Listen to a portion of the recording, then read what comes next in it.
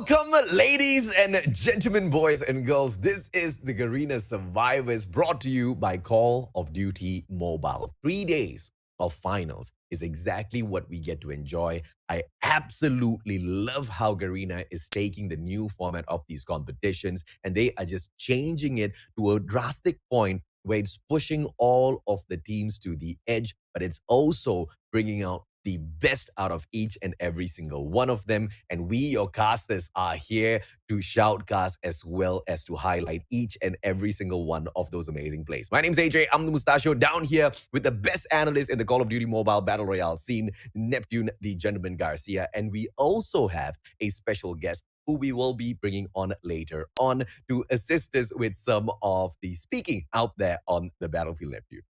Yeah, I'm really excited on how this day is going to start because a lot of expectation has already been set from the semifinals. A lot of expectation, but it still has yet to be met because some of the teams that we are looking at haven't met yet in the battlefield, and Yes. this is the day. This is their chance to really show us who really is the best because a lot of fires has been shot, a lot of words has been thrown, and well, it has to be a lot of walking as well, and running, sliding, skipping, and all of those that needs to be done right now. Absolutely, man. I mean, we are talking about none other than NRX 420 as well as the Four Kings. Their rivalry that was just kindled up recently will finally not come to an end, but be blown up even bigger on the battlefield over the 3 days. A lot of words have been spoken. They have talked a lot of trash, and now it is time to prove themselves out there on the battlefield. But the finals is not just about the Four Kings as well as NRX Mhm. 420. The Vagabond squad, Nomads as well as Esports, they seem to be running the course and dominating semifinals. Do you guys know exactly what has happened so far? But let's take a quick look at the tournament format before we continue breaking down some of these crazy stories that have been lined up so far. The way we started things off, ladies and gentlemen, boys and girls, at the semifinals, we had 32 teams and we broke them down into two different groups. So the first 16 teams participated in the first 3 days of semifinals, and the second half of the 32 teams, another 16, participated in the past 3 days that you have just witnessed. And from all of those battles, we now have the top 16 teams in the finals, but it's not one day of finals like what we used to get at the plunge in the past. It is 3 back-to-back days of grand finals, which means you make a mistake in one match, you make a mistake in one whole day, you potentially might still be able to recover. Because not only do we test the teams out on isolated here, Neptune, Blackout is going to be in play as well for both TPP and FPP, sir. Yeah, I mean, a lot of teams had already shown us that they are better on TPP as well as FPP, isolated Mm, as well as blackout, and some really showed us that they're not doing that well and they need to improve. This is the time that they need to make that work. And yeah. with those in the mix, it will bring out a lot of, I would say, chaos into this game because with the teams who have been adjusting and teams who still need to adjust will be able to put that into play. And as you mentioned, AJ, all 3 days, the first day would be where all the cards will be dealt. It will Yeah. just be dealt in there and shown to everyone, and that is up to them as they go in day after day to either hit or fold in this game. Oh, yeah, absolutely, man. And all of the players out there on the battlefield, they have got most definitely the opportunity, or they had the opportunity to learn some of the strategies of the other squads, albeit not directly within the same lobby. Because once again, we've got the top 8 from each of these semifinals moving on in. So some of them have not met out there on these lobbies just yet, at least not at the Garena Survivors. They do have the experience of, or the pleasure of meeting the acquaintance of the other squads in different community tournaments all around. But what matters is how they perform at the Garena Survivors in itself. Let's Yeah. take a look at the prize pool, ladies and gentlemen, boys and girls, shortly, because that's exactly what all of this effort over 9 days of play is going to be for. Everybody wants a slice of this pie, and the top 16 teams, the 16 teams that you will see in the finals, everybody already has their hands on the prize pool. The only difference is we do not know who gets the lion's share, who gets those placements, and that's exactly what the 3 days of battle is going to be for. It is for a total of 25,000 US dollars, Neptune. That's a huge pie indeed, AJ. I mean, hopefully we will also get a piece of the pie or probably some crumbs. But for these teams who will playing, as AJ mentioned, all top 16 or all the 16 teams who will be stepping into the finals will be getting the piece of that pie, and later on we'll be seeing how that will be divided. But as for that 25,000 US dollars, as we computed it already on, it's above 1 million for the Filipino pesos. So all of the Filipinos who are playing right now are really aiming for millions, AJ.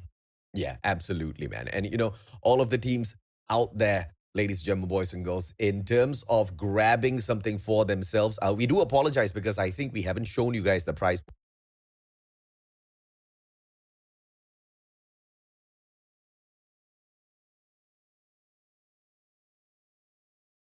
But you guys know exactly how the prize pool is divided over the 3 days of 6 days of semifinals. I have to say, you guys have already seen those divisions already. What matters is who grabs the number one spot, man. 10,000 US dollars, equivalent to more than 40,000 ringgit, equivalent to more than 500,000 pesos. A lot in terms of prize for the number one spot. There you go. Finally, this is the division, ladies and gentlemen, boys and girls. Second place gets 4,005, not too shabby at all. Third spot, 3,000 USD. Fourth place gets 1,005. 750 US dollars for those who manage to grab the 5th to 8th spot. 9 to 12th gets 500 US dollars. And 13th to 16th gets 250 US dollars. How I wish when I was younger and playing games, competitions of prize pools like these were available out there for the taking, man. I mean, for a kid, for a young growing adult, earning this amount out there by just playing games on a mobile phone truly will, at the very least, even if it is just a little bit, change the minds or the perceptions of their parents who look at the gaming scene or who look at the gaming industry as something that's not so sustainable out there. Yeah, you mentioned about being a kid. Being a kid, like we don't have like anything on the esports side just yet, Yeah. and that will tell you more about how old I am. But as we go, well, I'm honest about that. I mean, You are old, I'm young, Neptune. I haven't held back on how old I am, but going in here, we are not holding back in how we calculate the scores. This is how the placement point has been set, and the winners of each round will be taking 10 points, and less forward to that will be second place. That is 6 points, and it goes down until the 7th and 8th. Yeah. Nothing will be taken by those on the 9th and the 16th, and they should be able to cover up with the kill points because one kill point is equals to 1 point, so it will add up. And AJ, as we've seen so far, a lot of teams has been taking advantage of the kill points because of the reduction of the placement point in this tournament. Absolutely, sir. And in the past, we have asked for teams to increase their tenacity out there on the battlefield, but there was just not much of a reason to do so. And at the very same time, some of the audience were quite displeased with some of the teams just constantly aiming for placement points and never grabbing any kills for themselves at all. So the reduction of the number of teams within each and every single lobby, as well as the restructuring of the placement points where they bleed out the teams in terms of how much they can earn just by surviving and putting a huge emphasis on kills, has really pushed some of the teams out there to do their very best, even from the first day. But not saying that those placement points are useless. We've also seen somehow some of those teams, by just focusing on the placement points, have also been able to make it through to the grand finals. The teams just need to assess as to where are their strengths and where are their weaknesses before they go in and focus on what sort of points they want to pick up for themselves. But speaking of picking up points, here are the teams, ladies and gentlemen, boys and girls, that are looking to pick up everything possible out there later on, Neptune. Yeah, starting in on the left-hand side, we have the Four Kings, VVV Esports, Vici, and Metaverse Esports, 13 Academy, Alibaba Clan Mystic, VVV Esports, VD, VVV Esports, Veni, Existence, Valhalla. These are the teams who came from the first group of semifinals and jumped in on the top 8, was able to step in here to battle it on the finals, AJ. Oh yeah, absolutely, man. And you know, we have got Vagabonds Nomads, Vagabonds Esports, NRX Philippines 420, Almighty Prime, He Phoenix, STPH Generals, Easy Reborn Esports, Magna, as well as Royal Kings. These are the players from semifinals 2 joining the fray of the top teams from semifinals 1. And we do have the list of comparison. We do have all of the numbers for you guys to lap up and we will share them with you as all of these matches will go ahead to commence shortly, ladies and gentlemen, boys and girls. But it is more towards the drama that I am attuned to. I want to focus on exactly what has been happening within the scene as of late. And there are two teams embroiled in this little bit of drama, and that is NRX 420 as well as the Four Kings. We have asked them to prove themselves out there on the battlefield during the semifinals. The Four Kings have definitely done so, managing to grab that #1 spot in their own lobby. And NRX 420 have managed to match up to the Four Kings by just beating them ever so slightly by the number of points picked up in their own semifinals, but obviously not grabbing that #1 spot because as anticipated, Neptune, Vagabonds, Vagabonds East. Okay, I anticipated Vagabonds Esports. I did not anticipate Vagabonds Nomads nodding their heads in disapproval as well, because both of these teams very easily outclass the performance of NRX 420, as well as Four Kings, I have to say. Yeah, and that will make it difficult for both these teams to make a point of what who they want to prove because Yeah. Vagabonds Esports and Nomads will be on their way, and as well as other teams who are in here who might have just held off on Mm. popping off from the semifinals because so far a lot of familiar brands is be in there already, especially for Triple V as well as the 13 Academy. This is a new team but has been showing up in most of the tournaments that we've seen so far. But there you have it, guys. As we start the flight for these teams, we have the data on the drop points of these teams. Will they be able to retain it or probably give it up or choose a different one? That's what we're going to find out right now.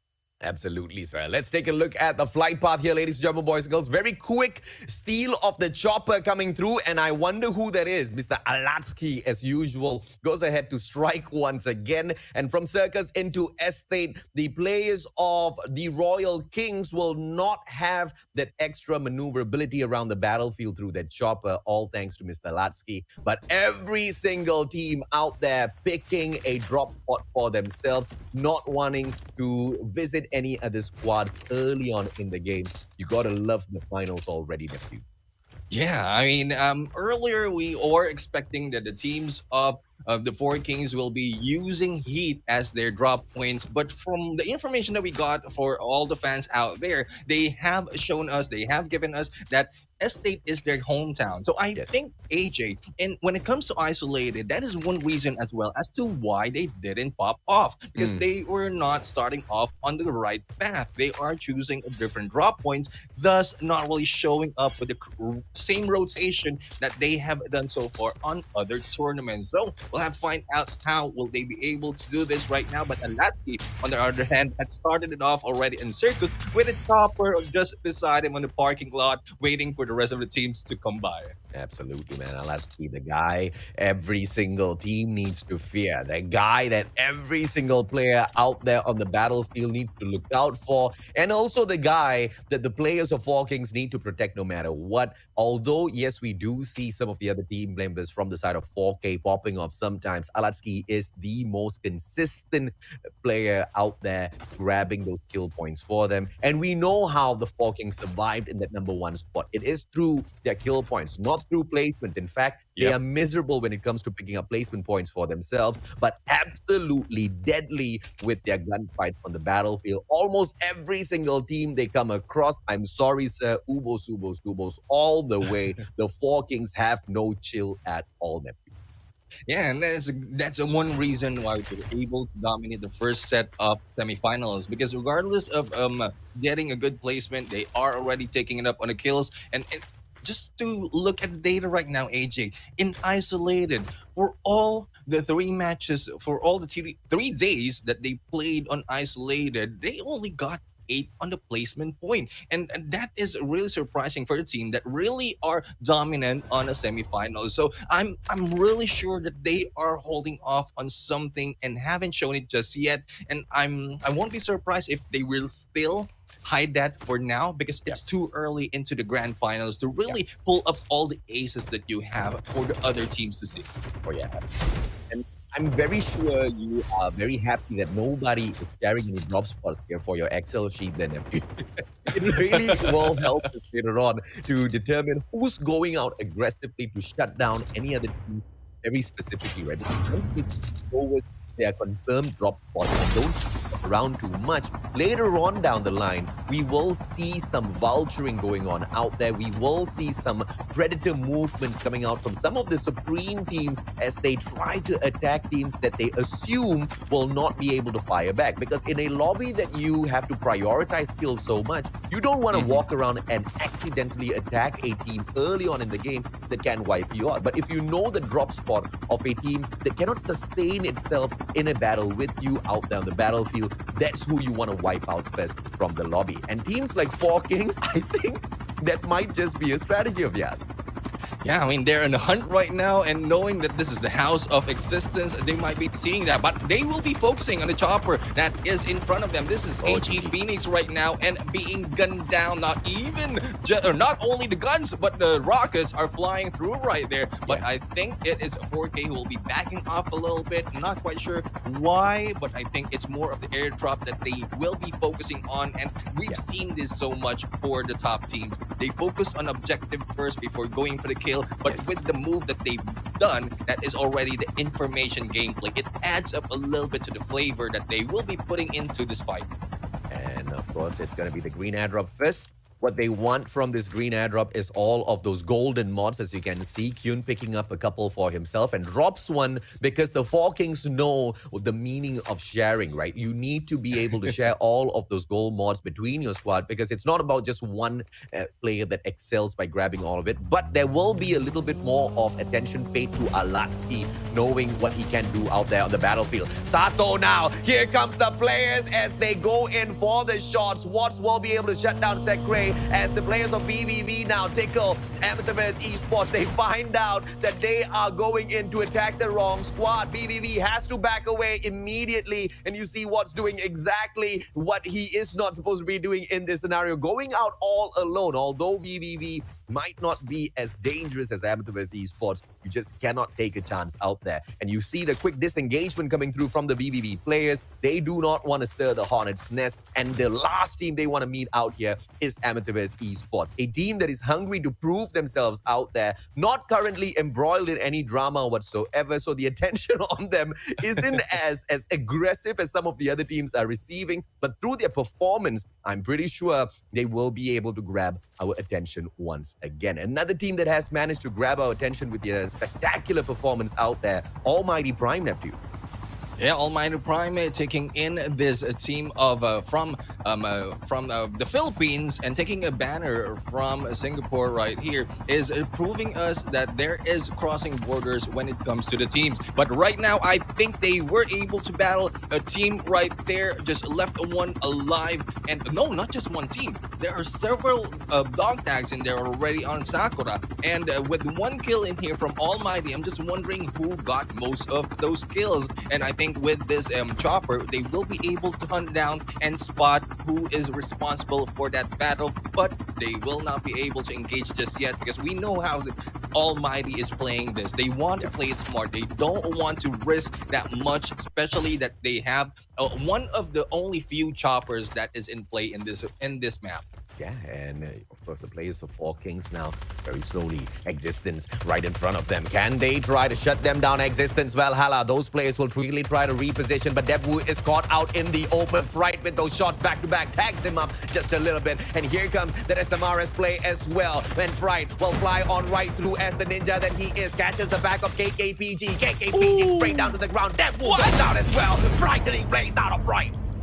There's no getting away from Fright right now. Savi is the one next in the fray, and there goes goes Fright for a 3K. Fright's the only one alive for this team, and he needs to get a little bit backwards because there is an armor that he needs to recover, but another team will be jumping in right now, and we'll have to see how HE Phoenix will be going in on this fight. It's a 1v4 situation, and Yanada will be spotted right now and will be squeezed by a lot of Phoenix right there, and HE Phoenix will be able to get one of those kills from this team. Frightening capability out of Fright, but now dog tags of his team members down on the ground. Phoenix gatekeeping all of this, and as you can see, VVV Esports, Vici in the vicinity as well. Sekre, bird's eye view, he wants to catch out Phoenix, but the longer this battle prolongs, the weaker the Four Kings get, because all of those dog tags need to be retrieved, and no matter how frightening Fright is, he's not going to be able to go up against 2 squads, let alone 3, because STPH on the way to the exact same vicinity.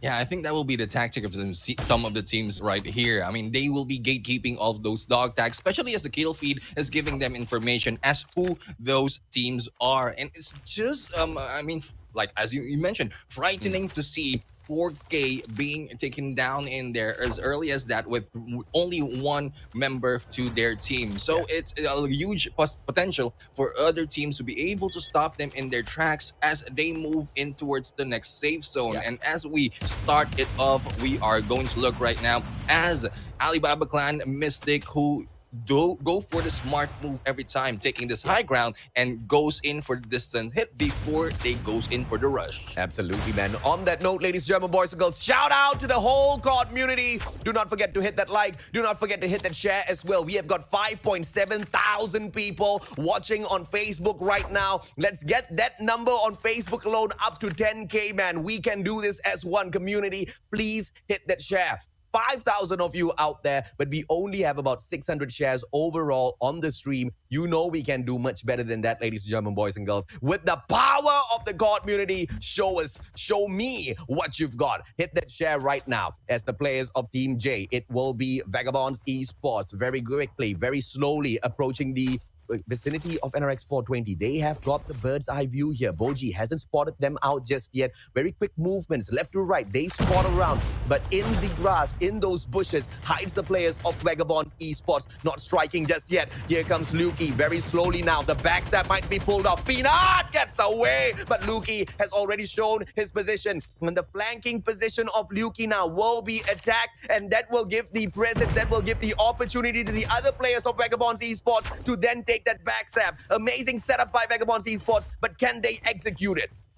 Yeah, it's a 1-3 split for the side of Vagabonds Esports right now, but as Luke, he gets information that there's a lot more in there on that hill as no one has really flew off. No one has glided to be caught off guard by Vagabonds Esports. They will be backing away and moving to a different position, but I think we are seeing a lot of engagement on the other side, and we'll have to find out who is dying and who is living on the other side as well. 4 Kings of Fright, we've seen a kill from Fright right there. I think that is a hint that he was able to go and take the dog tags of his teammates as well as will be able to bring them back.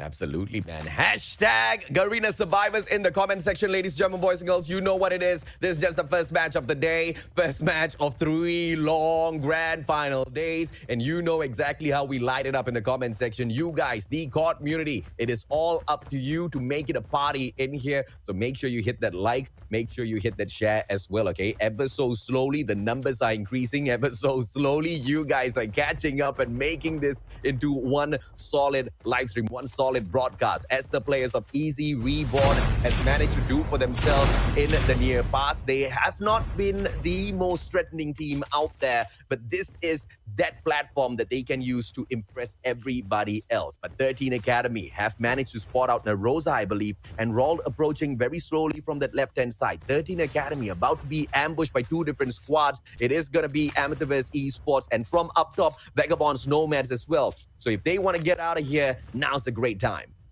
Yeah, this is a great time for them. They will be stuck in the middle right now because Metaverse Esports will be taking one side of this hill, and it is the lower side of the hill right now. Now Glad will be going in for the rush, and I think this is a more of a questionable move for the side of Glad, not knowing that all of those teams or members from Metaverse Esports is already on them. Now we have Vagabonds Esports on the other side with one team right next to them. And if I'm not mistaken, that is ABC Mystic. Was able to miss that engagement and is now moving in onto the edge to get a little bit more of information as to who might be backstabbing them if they get this high ground. But there will be one more in there on the side. It's HE Phoenix, who was able to survive on battle early on and actually take down a few after vulturing from the fight that happened. But how well will they be able to get more points in this fight? We'll have to see. But here comes VVV against VVV. Siorak in there taking down Sako. Yeah, VD with a quick attack, and now the rest of the players on Team VD need to back Siora up real good because SDPH, they have got the bird's eye view from up top, and VG, who just lost one player who strayed away a little too far, will be quite annoyed with their team member because he needed to wait for the rest of them before moving on, but he could have just been the scout that stepped away a little bit too far, became the unfortunate lost lamb. Now they need to retrieve the dog tag of that lost lamb.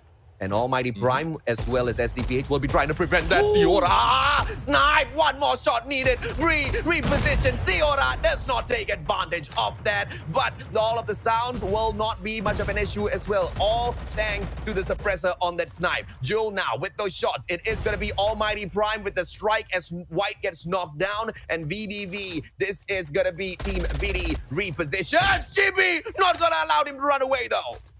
Yeah, we have Almighty Prime on the high ground and the push is on. And with this safe zone closing in on them, it might be the end from one member of VVV. White is in there as a turn to be a dog tag, and the movement of the rest of the teams are on to the other side. Now, if they will be able to manage to turn around, it will be a high hill that they have to go in, and they need to get through against Almighty. They are not going away that easily. They will be waiting for the time, waiting for the dog tag to expire, and this is a good tactic for them to eliminate most of the teams who might be battling it on team versus team. But speaking of team versus team, we have 13 Academy right now in here, taking down one member of Vagabonds Nomads, and Vagabonds Nomads not really showing that much tenacity in this game right now as SM tries to get away and heads in to the other team.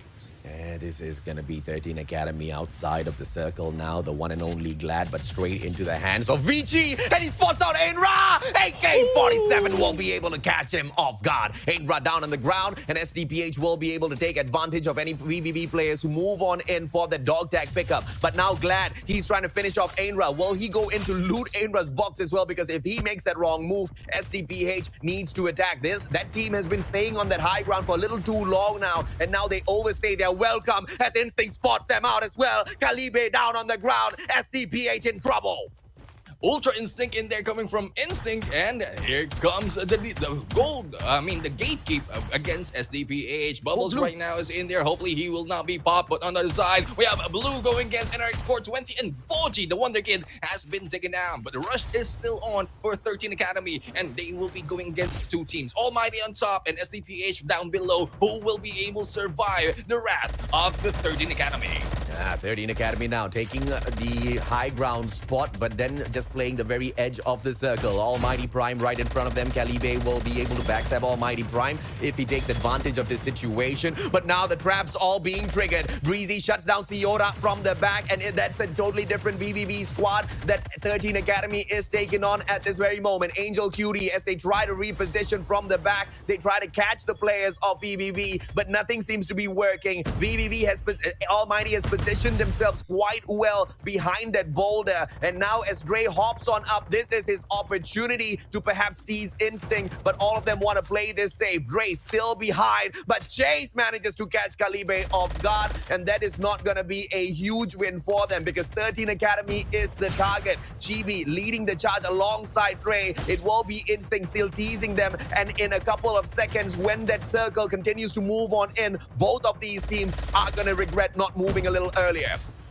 The music is never ending for these two teams. They have been dancing it along on that hill, but this time I think 13 Academy needs to pull away because it is getting hot in there just on the side of the safe zone. They need to put their focus on another team who might be in here on the other side, and this might be VVV or SDPH. But as they try and get a good position in this game, we have Chibi as well as the rest of the teams of Almighty still wandering on this area, still on the high ground, getting information, but they might be sighting remaining HE Phoenix on the other side, as well as one more members of Vagabond Snowman's. And I think that's the only member of Vagabond Snowman's left. That is SR, or I think Baibu's in there, who will be able to survive those battles. Yeah, Vagabonds Esports, 6 kills in here so far, and now the next team they are aiming for is Amethyst Esports. Nash, backstab! Ah! Rewind! Gets away right after he tags up a player. A brilliant play coming through from Vagabonds Esports Nash, and that is the supremacy of tactics out there when you bring the rewind class, but you do not make a mistake with it because you will pay a high price. Prime flying through the air as he continues to pressure Jewel as well as Gazer, but now all my ABC will get into a little bit of trouble there as he gets spotted out. Vagabond's not waiting on any ceremony whatsoever. Nash continuously pressuring everyone, confusing the heck out of them with that rewind class as he continues picking up kill after kill after kill. Almighty Prime on the other hand, they re-engage with Sucre. It's gonna be He Phoenix now through the smoke. Dre will get this drop as Sucre tries to get away, and Dre himself gets dropped by Burn. What a turnaround! He Phoenix strikes back.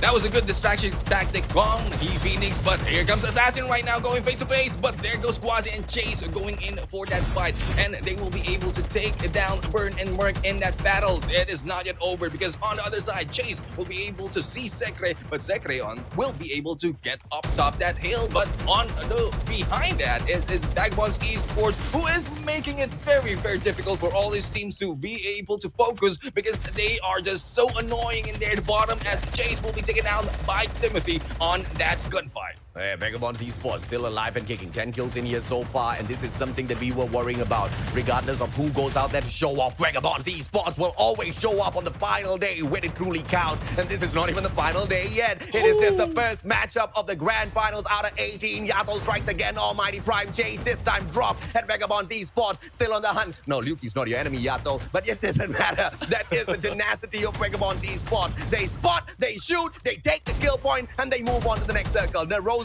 he is getting the heck out of there. He's not waiting a single second to deal with the Vagabonds Esports players anymore. But Vagabonds Esports, just as they are, they win this battle in a very, very convincing fashion. 1-0, let's go! I mean, Vagabonds Esports, we are hearing these teams right now as they are speaking all throughout this view, and this is what I love. I mean, we have been seeing them so far, win after win, and we don't really know how much energy they have on those cheer. And this time, we're able to hear them talk, and it's not really that energetic because I know that the focus is still in the game. That was just round number 1, but the way they go in there and finish that off, especially pulling away from each fight that they cannot go into straight on, as well as going in head for those teams that they can feed off.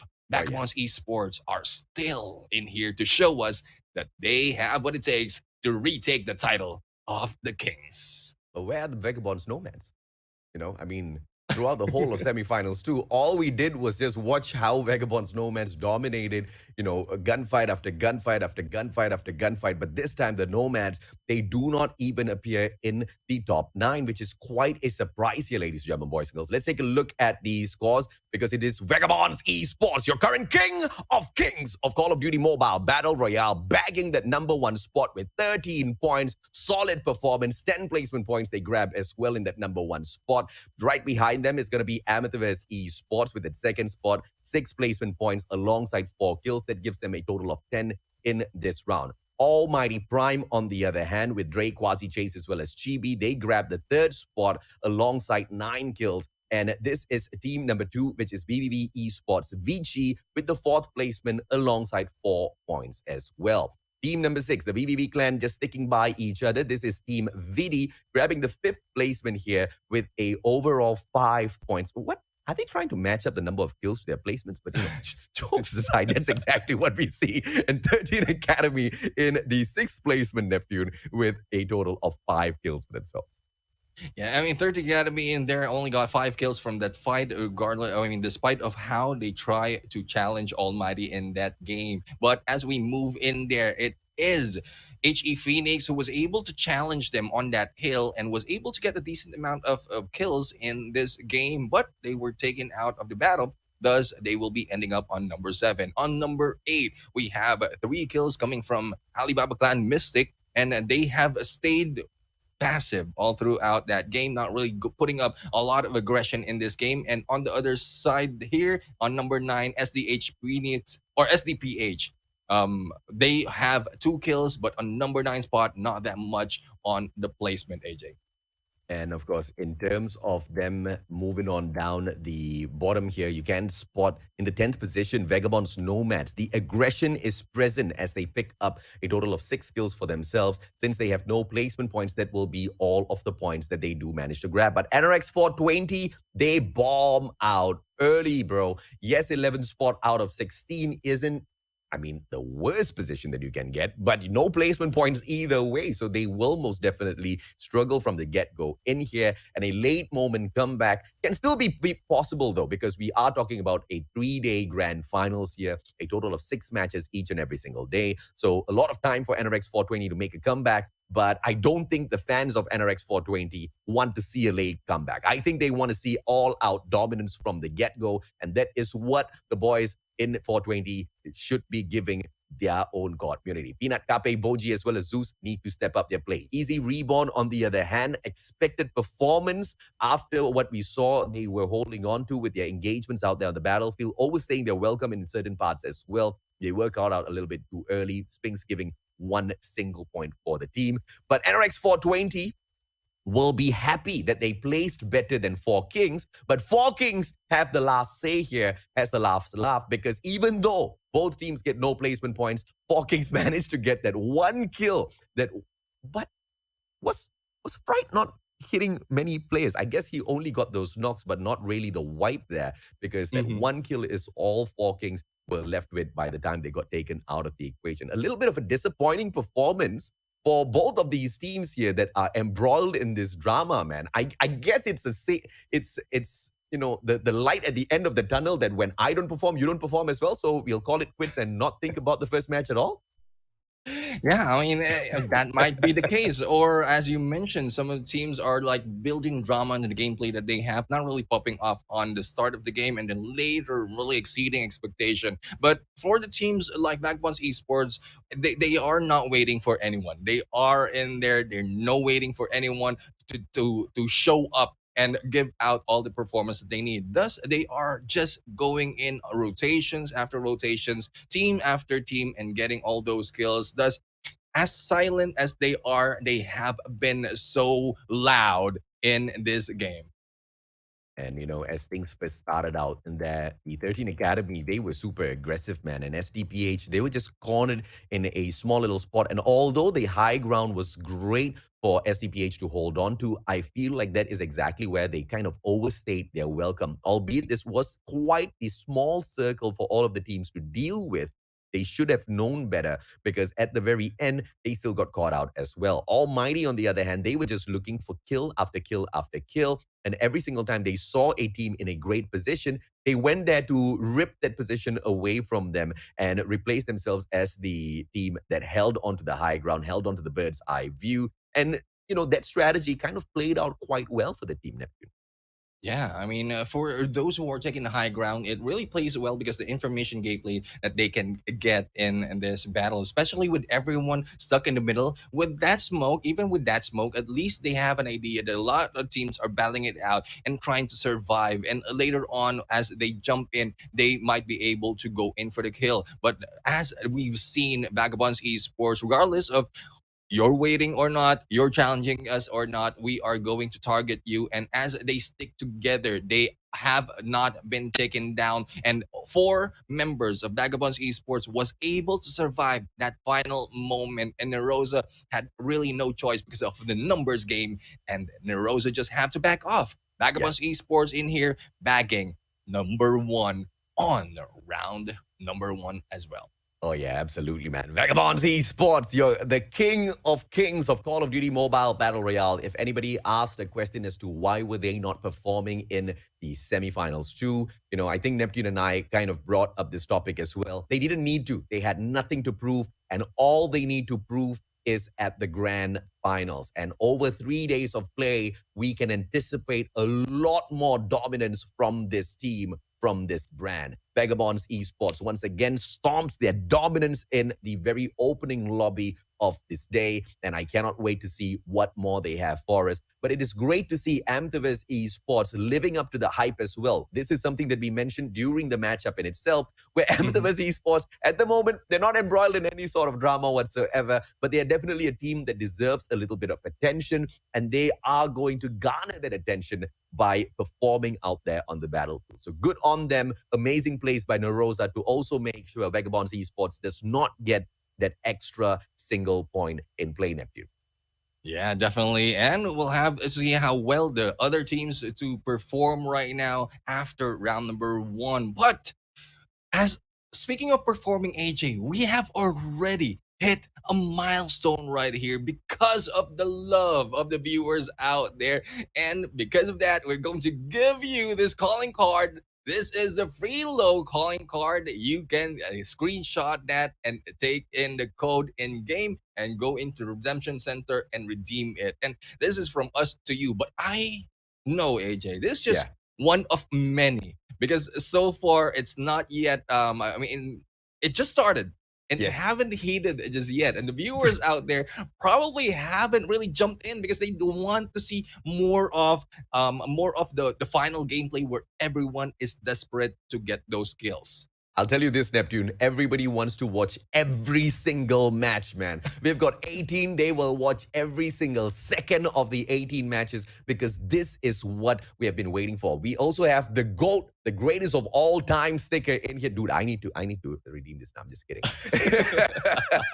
The greatest of all time sticker in here as well. Get that for yourselves. You guys truly deserve it. You guys managed to break the viewership rewards, both of the viewership reward, the first tier as well as the second tier within the first match in itself. Insane community. I love all of y'all. But don't forget, if we've managed to break the first and second tier already, there's many more tiers that's available that Garena has prepared here for us. And the only way to continuously hit all of those rewards is if we increase the number of live viewers that we have on stream. We're going to take a quick short break. You don't need to share the stream just yet because, we're going to be on break. But when we come back, make sure you share it, okay? We'll be right back.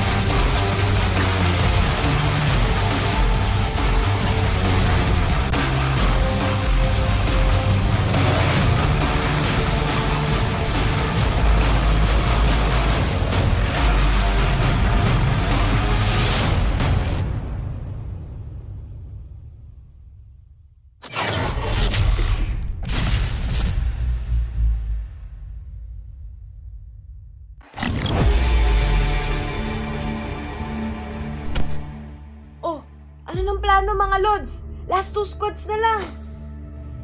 Basta high ground lang ako, Ate Char. Cover ko kayo. Sige, sunod lang ako sa inyo. Ha? Wait lang. Nasaan na ba kayo? Ang gulo-gulo nyo naman eh. Si Bugoy ang layo. Tapos si IZ walang ambag. Tapos ito naman si Doxy, hindi niya nga alam kung ano nangyayari. Wala lang, kaya natin to. Oh, ayun yung last squad ah. Down na, isa na lang. Guys, nasaan yung last? Ay, hassle. Nasa likod ko pala. Hala, sniper na ako. Ingat kayo. Doxy, ikaw na lang last survivor natin. Oo, kaya mo yan. Guys, di ko alam kung nasan siya. Kami bahala. Sasabihin namin kung nandiyan na siya. Kaya mo yan. Magbiwan nila. Nadaon ko siya! Guys, nanalo tayo! Yes! Yun! Doxy, grabe! Ang galing mo, Dox! Yun! Nanalo rin! O ano guys? Isa pa?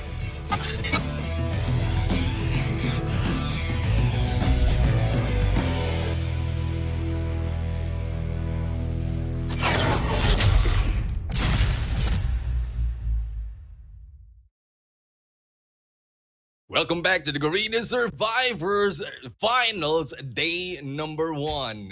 And as we've seen one round already, a lot of surprises has been given to us by this team. But like what we mentioned, this is not a surprise. We will be joined by yet another caster right here. So I am Neptune the Gentleman Garcia. Together with me is amazing Fasha Bunny on this side. And on the other side, we have most amazing, the legendary Mustachio AJ. Fasha Bunny, how are you doing so far?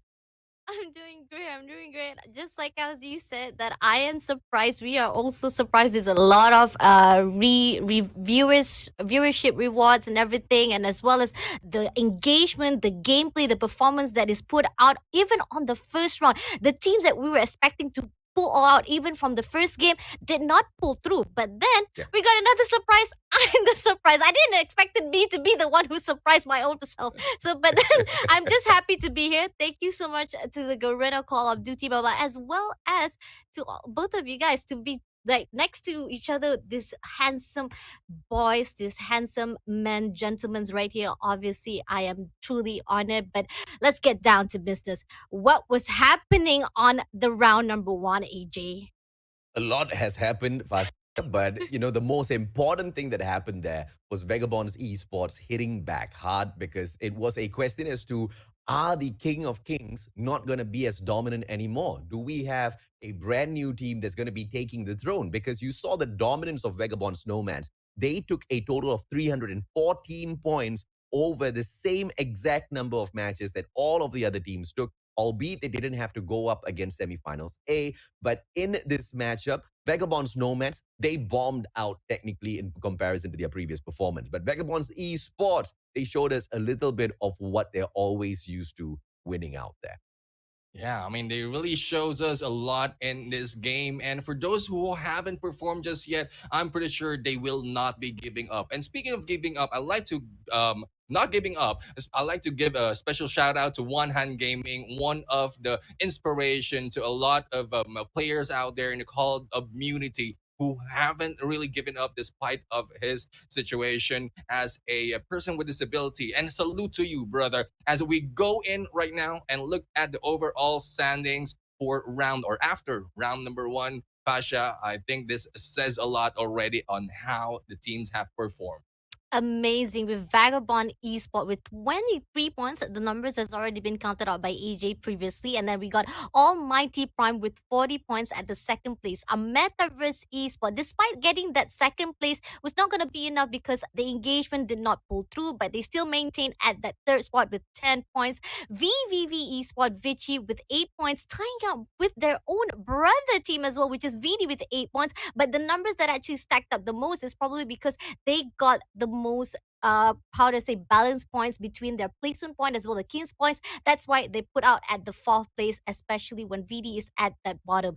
On the other hand, we got HE Phoenix with 8 points as well, tying up. But the only thing that actually gives them more push for that 6th place is the kill points. Engagement wise, they're amazing, but placement point wise, they gotta do better. With 13 Academy, on the other hand, they got 7 points out of that kill points, despite whatever it is. I gotta say, 13 Academy got more for the side of the placement point, but definitely the kill points gotta do better. But Vagabonds Nomad, who we thought has done a wonderful job from the semifinals, suddenly for tonight on the first round was not doing so good, AJ. Oh, yeah, absolutely right. But it doesn't really matter. We have got many matches over 3 days. I'm not even kidding. We've got so many matches that And I think this is the kind of format that these players deserve, because you are not going to be able to go out there and perform on every single game. And of course, there will be some fans of certain brands who will be annoyed that their team has not performed out there. But you try going out to a Battle Royale match, a regular ranked match, and try to get that number one spot consistently every single time. No matter how good you are, no matter how great you are on the battlefield, there will be moments where you get bagged out. And we are talking about the best of the best of the best in Malaysia, Singapore, as well as the Philippines in this particular lobby, the top 16 teams. So yeah, mistakes will happen, and situations will change around very quickly. So we're not going to hold it against the teams who are on the right-hand side, as what we have seen. ABC Mystic, the Alibaba clan, has sent out these players. On day number one, ABC Mystic, they were just learning the drop spots. They were just learning the strategies, the rotations of the other teams. And on the second and third day was when we saw them rise up to the occasion and truly take the cake and represent MYSG well. As a matter of fact, they are the only MYSG team inside of this competition, which they have to be really proud about, because the Philippines just is the epitome of dominance when it comes to Call of Duty Mobile Battle Royale, but they are still hanging with the best. Existence Valhalla, on the other hand, a little bit of struggle out there, but once again, this is the first matchup. And for SDPH Generals, Team Veni, Easy Reborn Esports Magna, 4Kings, NRX 420, as well as the final team down there, Royal Kings, it's not going to be a situation where they cannot recover. Inside of Blackout, guys, as we hop on into this time round, it's quite an interesting flight path, don't you think? Yeah, I mean, it's geared toward the right now. So for those targeting construction site as well as hijack, well, good luck to be able to reach that far. But I think they will be cut short. But I think the path right here of those teams who are targeting their drop zone is a little bit free compared to what we've seen from the other maps, which is isolated. So this time, not a lot will be in their way. And as we see familiar names in familiar drop spawn, and what more AJ familiar than Alatsky right there going in for the chopper and just bringing it onto the Hydra Lab. Agreed. The fact that sorry, I'm so sorry, AJ. I just no, I'm cut you off sorry. Right Actually, there. No, it's fine. It's fine. Go ahead, I know it's a Ladies bit first. difficult because the fact is you guys have been talking with each other from the day number 1, 6 days in a row. It's always both of you guys, and I'm here just becoming a third wheeler, and I just dropped off. I'm really sorry, but on the other hand, I gotta give a little bit of side for the teams that is already going in for the Blackout. When it comes to Blackout, I saw how it was the performance wise. They really maintain a really composure, not getting too much involved. And I feel like when it comes to Blackout, it gives too much of this opportunity of mistakes and risks, because more of the time that you are avoiding those engagement, the more of the players will survive at the end of the zone. Am I right, AJ?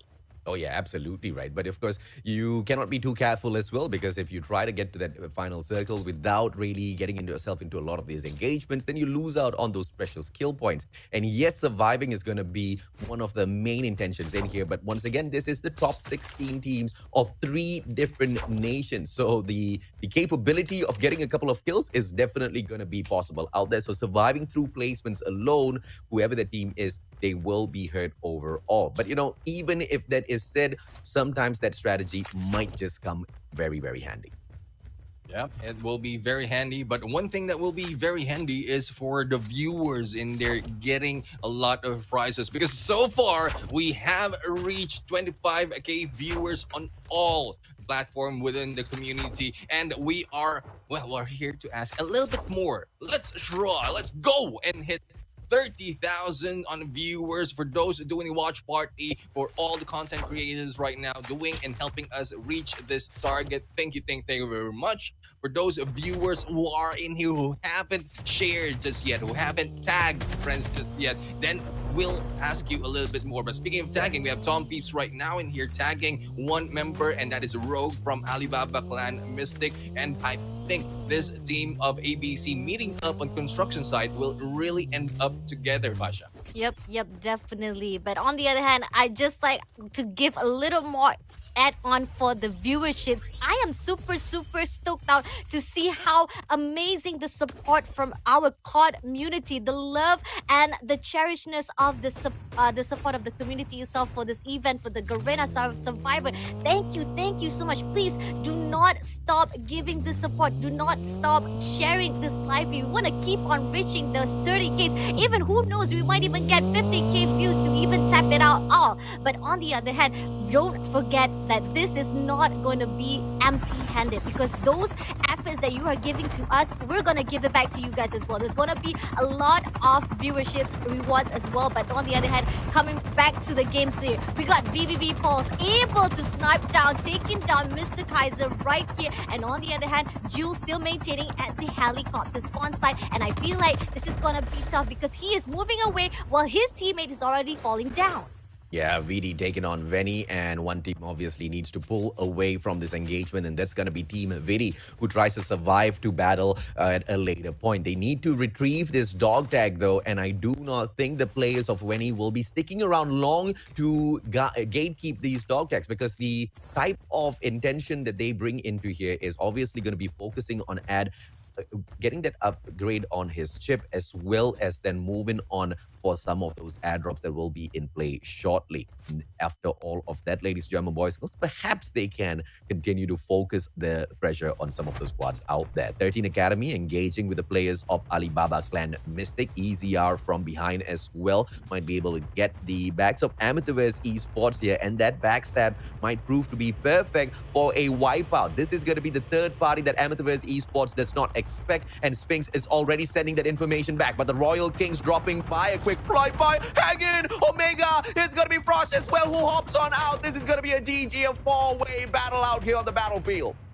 Yeah, a lot of teams right now in here gathering up on this small area. Royal Kings right now will be hit in the mix, but Frosh in there with a quick move together with the Mega, trying to get away with that rally car. Hang and will be left on the other side, and it's a good move for Royal Kings right now, just to escape that battle, that chaos that's happening in this game. Now the Rosa right now in here jumping into the smoke, as Smoke Bomber will try to go and get a little bit more of kills for their side, because losing two of their members, they need to catch up a little bit on the points because of getting that number 3 spot earlier after round number 1. It's not enough for them to really reach an all-time high compared from what we've seen so far.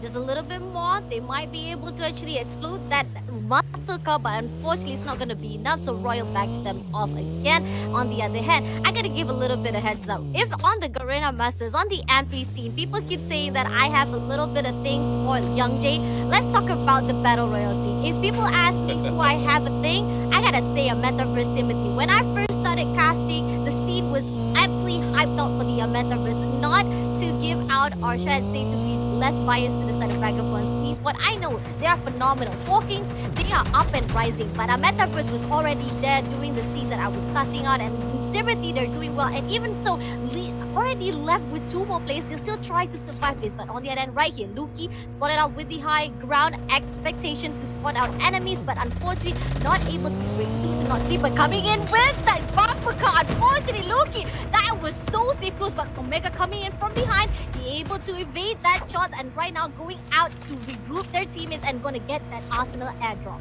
Oh, yeah, absolutely. Through all of this chaos, a quick shout out, ladies and gentlemen, boys and girls, to the amazing, the talented Charlene San Pedro. Thank you so much for dropping by, Charlene. Invite all of your viewers in here as well. And all of you guys, make sure you follow Charlene, one of the most amazing as well as wackiest Call of Duty mobile content creator out there. Absolutely love the stuff she puts out, Neptune. Yeah, definitely. I mean, a lot of fans out there from Charlene, as well as other content creators, as mentioned earlier, has been putting up a lot of efforts as well to bring in their followers, their viewers in here. So thank you very much, Charlene, for sharing and as well as dropping into the stream. But there's dropping that we are seeing right now in this game. Dastin has been dropped by 13 Academy Instinct, and they are now off to another kill, putting them on 5 right now on the kills after battling it on against Alibaba Mystic. And Calibe is the one hiding out right now. I'm not quite sure if he has been spotted just yet, but I think with how he has been sitting in there, not moving at all, he will be able to survive. But no Instinct in there, just missing that opportunity, not checking that corner. And I think Calibe will be living for another day, Pasha. a little bit of error on your instinct, my instinct. You don't have the instinct to take a look a little bit into that room, but nevertheless, the engagement coming in with the FAJ, that helicopter, it was a nick of time they were actually able to actually get out, but that's not going to be easy because this is an open space. Everyone is just going all over the place, surrounding each and every single team. Whether 13 Academy will be spotted out, but nope, suddenly they move away, and Metaverse still maintaining, trying to make sure that the revival flight will be able to push in and maintain, or making sure that the teammates will come back and all that, and moving to the other area. We got to see that Royal Hang and able to take down VVV Blank. And now here comes the Four Kings. They've spotted out NRX 420 right in front of them already as they go in here and loot up that green airdrop. But they do not wait to engage with them. They need to find a defensive position, and that's exactly what Alatsky is leading the squad towards. They find themselves in a small compound, and no one else is going to be here to challenge them just yet. But this compound will also allow them to take those spot shots at anyone who try to come in there to pick anything out of that airdrop.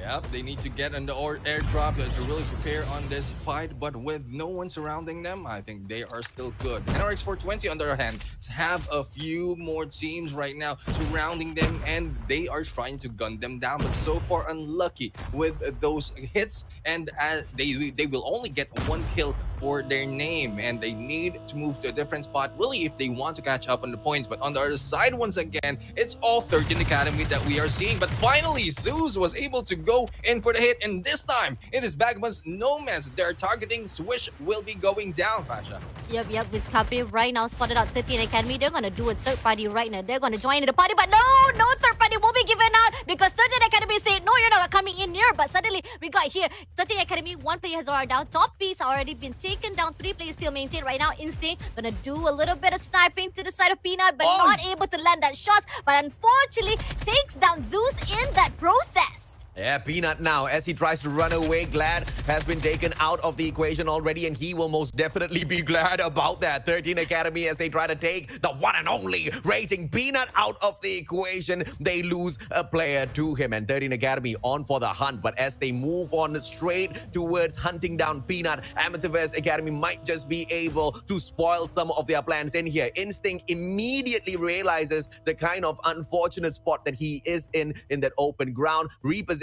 behind a boulder to give himself that extra layer of defense. But the kind of position that he has gotten himself into right now, he's just a sitting duck out there, no vehicle, not much of an opportunity to reposition as well. He is a trap master, so no ninja skills to depend on as well. But with the sniper, he still takes his chances out there in the open battlefield. Yeah, he's working like a cameraman for the team of 13 Academy, giving information onto Angel Cutie, and there you have it. I think the target right now, AJ, for that is because they need to get the dog tags, and just in time because Glad and Tom Peeps will be coming back, and knowing that they have what it takes, and also those who have surrounding them, as NRX 420 has already left the building, is Royal King. So if they will intend to challenge it, it would be a 2v4, but they need to be wary because 2 of their teammates who will be coming back from the right flight needs a little bit of protection. So I would not suggest that they would go in for the battle just yet, Pasha. Yep, definitely. And on the other hand, with the circle already, we got like 8 teams already inside the circle. The rest of the teams is trying to get into the zone, and the zone will be pushing it. It's going to be difficult for them. The teams that are already inside the zone, they'll be able to gatekeep. But on the other hand, while trying to gatekeep the people from getting into the zone, they got to be careful because they're getting closer. Right here, we got the VVV Venny very close by to the team of Royal Kings, but they don't spot them yet. They're still crawling, not crawling in the skin like Linkin Park, but they're crawling in the grass right now, trying to hold on their position not to be spotted by the enemies. Will be a good ground here now, held on by the players of VVV as Vagabond's Nomads. You can see Virus just zooming across. The only player in that vehicle, though, I'm wondering where exactly all of the other Vagabond's Nomads players are. But as Amethyst Esports will go ahead to catch a player from the side of EZR, out Sphinx and Destin, they drop out to the zone. A little bit unfortunate for the players of Easy Reborn Esports, Magna, and Amethyst Esports. They continue raging on, but with only 1 kill in hand, they are trying to spot out more that they can take for for the eating before they move on to the next circle. And Vagabonds Esports might just be the players that they prey on in a moment, Neptune. Yeah, but they need to wait for a few more moments because they need to regroup because the Vagabonds Esports is on their way and them spread out. Metaverse spread out right now is not a good position for them unless they have already set in a game plan for themselves. And speaking of game plan, Existence will need to put in the game plan that they need because so far they only have 1 kill to their name and we are getting closer to the 4th phase. And this is more of a placement move for this team. But as we mentioned, Pasha and AJ, it is not about placement anymore. You will need to get to fortify your points with those kills, at least 1 for every team that you are going, or 1 or 2 for every team that you are going to meet in the battlefield. And trying to be passive will be very difficult for you to be able to climb up on that leaderboard, Fasha. Agreed. We saw how it was. When it comes to Alibaba Clan X Mystic, they're amazing. They got top placement point every single time. The most placement point, it comes from them. But then when it comes to kills points, they don't get it. That's why they got not much points for themselves to push it up. But right here, instant takedown VVV 80 and taken down will be an opening for them to go in for the rush. And right now, going in from the top, the spot 1 inside this building will be able to figure out because the smoke bomb is a little bit tricky, but it's okay. They're trying to get in. Hopefully, they might be able to give a little bit of pressure with those grenades being put out. Inside is this building, but on the other hand, Instinct coming in, slowly maintaining. He will do a wall bang. He takes down Jishwo as well. And right now, this is going to be the opening. 2 players down from the VVV, 2 more players to go. But here comes another squad. It's going to be the 4 Kings who drop by. Alatsky trying to hunt down the one and only Glad. Glad is glad that he found the rest of his team members and he's managed to survive for the time being. But Tokyo strikes from the back. Tom Peeps drop. Tokyo on a spree now. And the 4 Kings strike. And they are putting on the hurt on everybody out there in this position. Angel Cutie now, the next one to get wiped out of this equation. But out of nowhere, we spot the players of NRX 420 dropping by the exact same location as well. What is going to be the fate of the players of Team Veni from the VVV Esports clan? This is just turning out to be an all-out chaotic situation now, Neptune. Yeah, this will be chaotic because 4 Kings will be meeting up not just the VVV but as well as NRX 420, and a takedown by Alatsky in there against Duda will take the whole squad. But we have NRX 420 who have been pushed away right here by yet another team. It is Royal Kings right now, and it is good that they will be able to disengage because a 3 team in there will not be good for the 4 Kings because they will just be recovering for the fight at hand against VVV. But knowing that this is Blackout AJ, they have the momentum that they can do to be able to go in for this fight. But how well will they be able to go against those top teams that they have been challenging, that has been challenging, that have yet to be seen, Fasha? Yeah, sorry, Fasha. I just need to step in here real quick because this particular comparison needs to be done now. The Royal Kings in that particular situation, they were like the one and only Shanks, and NRX 420 was the Kaido who was coming in there to Marineford to disrupt the whole war.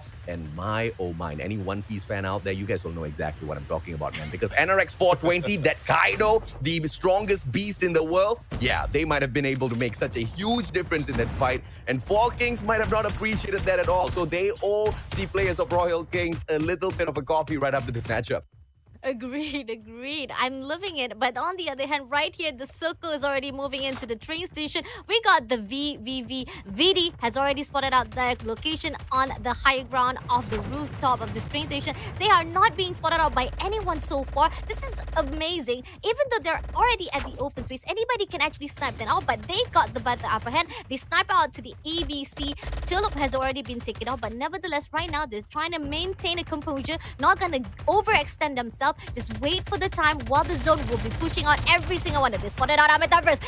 Wants 3 more players to go, and they're repositioning themselves. I love the Siora's movement definitely goes out. When it comes, they will not go in for the rush. They maintain a composure, go kills one, comes back, and then push in for another one. Right now, we got to see that one player, VVV, was already been taken out by Y, but don't worry, they'll be able to recover back. 3 players still maintained from the Metaverse. So right now, they got a position. They got choices, options. Either one of this team will be able to spot it out by BBB, but right now they decided to pull through because it's going to be more difficult once the zone closes in.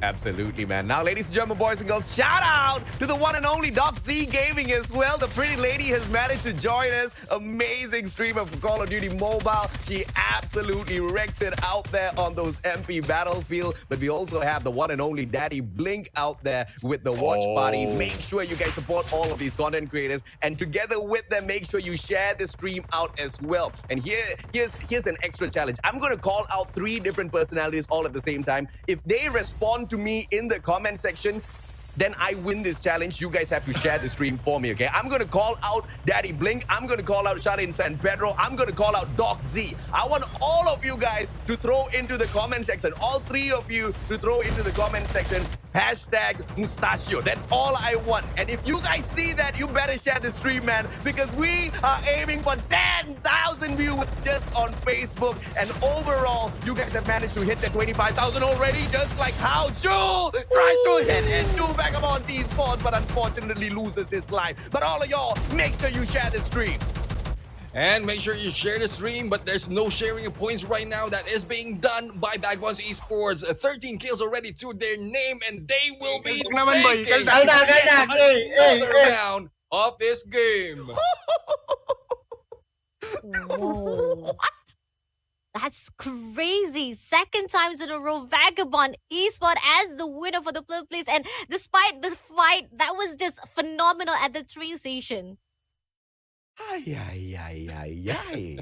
Just when I was asking, where are the king of kings of Call of Duty Mobile Battle Royale? They come back through with the consistent back-to-back at the start of the grand finals. But the deal is still on. The 3 huge personalities, because I'm not calling out small content creators. I'm not calling out, just a beginner streamer in the world, okay?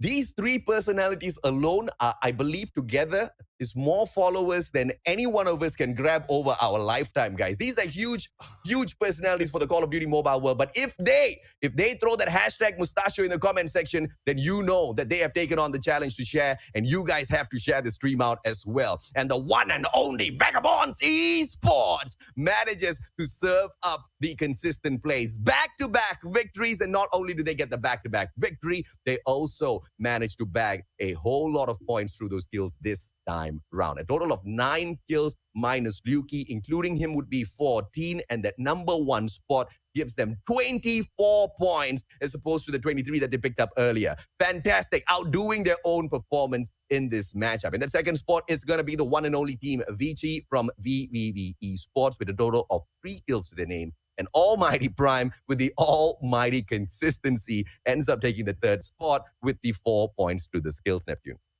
Yep, on number 4 right now, we still have HE Phoenix, and the creeping up on these teams on the placement is really what's working for them for now. And what we are just asking is, yes, placement is good for you. You will be able to get those points, but compared to what we're seeing from most of the teams right now, they are prioritizing on the kills. So, HE Phoenix, hopefully you'll be able to put up a little bit more on the kills right there. But so far, good on you to be able in there, number 4. We have number 5 right now, yet another team of VVV. This is Mr. Kaiser, Jewel, White, and Shiorak right here, who will be able to go in on that number 5 spot. And not only that, they were able to get 9 kills to their name as well, with a total of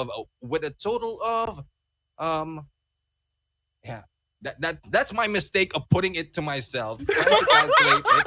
6, It's 5, all right, 4, man. 3. That is 13 points. 13 points. I guess I got that right. 13 points with the 3 points on them. And Royal Kings right now, this is the one that really impressed me, AJ. The Royal Kings was able to get 6 on the placement, but also bag 9 kills. And this is also attributed to the battle that we've seen earlier, them going against one of the top dogs. So this really shows that regardless of how you place on the semifinals, all you have to do is show up and perform to be able to get good placement as well as a number of kills. Isn't that right, Pasha? Yep, agree, definitely. And talking about the number of kills, let's take a look at number 7 spot. We got 4 kings, a great momentum. I'm loving it despite they were at the bottom 10 just now, but now they pushed themselves up at the 7th place. And not only that, they able to bag up more than 10 kills. Look at the numbers. They got 12 kills. This is going to be amazing. Previously, we couldn't even get double-digit kills from anyone except from the Vagabond Esport, because the fact is, when you are the one who is the sole survivor, definitely you have the more potential and tendency to get more kills, especially you are the first place winner. But coming towards at that 7th place, not only they able to get 7th place, commendable when it comes to pushing back from that bottom 10 spot that they did previously. Now they got more than 10 kills to push themselves up. I'm loving it. Second round is going to be much more surprised to see what will be for the overall standing. And we got a metaverse. Previously, they got third spot. Sorry, they got second spot, but now they have been pushed down at the bottom at the 8th place with 6 kills as well to be put out. And this is going to be struggle because they are at the 3rd spot for the overall standing. So hopefully they maintain a good composure. And just like AJ say, it's still too early on because we got 3 days, but still it's gonna be scary if you are playing too passive or too comfortable during the early rounds, and then you come in to the end of the day, suddenly you decided to push in. It's gonna be a late game and it's gonna give you even more pressure on. But nevertheless, it's okay. It's still just the second round. 9th spot, we got the Ali Baba clan from the MYSG Mystic with 5 kills in their hands as well. But this is still a good composure, if I must say so, because Alibaba clan so far, they don't really go for the push, they don't really go for the extension, they just play to pray and survive.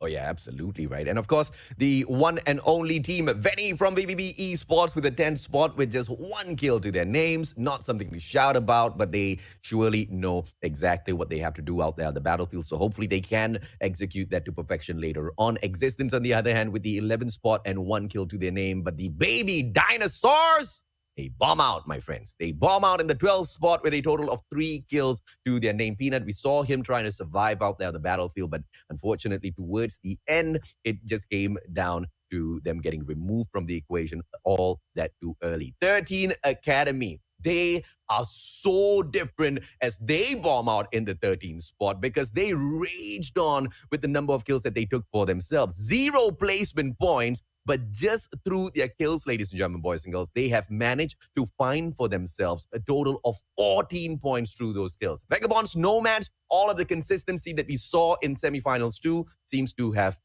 unfortunately found the exit door and ran away because they bomb out in the 14th spot. And once again, shout out to the one and only Doc Z Gaming, who is in the comment section enjoying everything with all of us here right now. As I shout out EZ Reborn, as they only managed to pick up 1 single point at the very bottom in the 15th spot. Let's take a look at the highlights once again, guys, as we spot out all of those crazy plays in the second lobby that Vagabonds Esports once again managed to command. Yeah, I mean, Vagabonds Esports was able to maintain their consistency in this game, and a lot has been asked already, AJ, out of the teams who have been performing from the semifinals, and I think it's a presence of both the tactics that we've seen so far from all the teams right here. We pointed out aggressiveness as well as the passive approach of some of the teams, and I think it is clashing with everyone who are in the grand finals. So especially with how we've seen the 4 Kings right now going against 13 Academy. Yes, 13 Academy in here already have a lot of kills earlier on this game, but they were taken one at a time right here, and this is why they have a very low placement point. And also, this is one reason why we ask for a bit of aggression for those teams who are trying to catch up, because regardless of whether you get a low placement point, if you can back it up with the kills, just like 13 Academy has done, then you will still move up in the leaderboards as the day goes on, Fasha. Yep, definitely. And we saw how amazing it was when it comes to 4 Kings doing a third party. We saw the fight was actually from the side of VVV, was being pushed by 30 Academies that suddenly the 13 Academy didn't realize that Foking's coming for the third party. They even qualified to clear out the whole entire squad of the 13 Academy, leaving just one player from the team of VVV, just a little bit, but still, it was amazing job for that third party engagement. And then coming here, when we saw how it was, AJ was just too busy trying to do that challenge, and we must ask everyone to share out, because this is just the second round, and we're getting a lot of hype up from not only from the community, but as well as from everyone that is so known, and we are so thankful. But here we are, we got the second round winner, Vagabonds Esport again. Can we find any other names to be put out as the first place winner, AJ? I don't know. That's all up to Vagabonds Esports, right? They just are on a all-out plan to dominate out there on the battlefield. But I love looking at the comment section now. Multiple hashtag mustachios coming through from Synth Gaming. The guy didn't get a shout out, but he took the initiative. So I love you, Synth. I love the content that you make. Please don't kill me on that Battle Royale lobby when you happen to see the mustachio out there, okay? Just team up with me, Synth. I do not team up with anybody else, but with you, bro. It is a must because I do not want to lose. Yeah, I mean, seeing these content creators out there really giving out the support on the Battle Royale community, this is really exciting for us. A lot more will be done if we put in all the efforts together. And this is what we are here asking everyone to do. A lot of teams has already shown their potentials. The battle is on the battlefield. The battle is in game. But for those of you on the screen, on the comment section, you don't have any battle.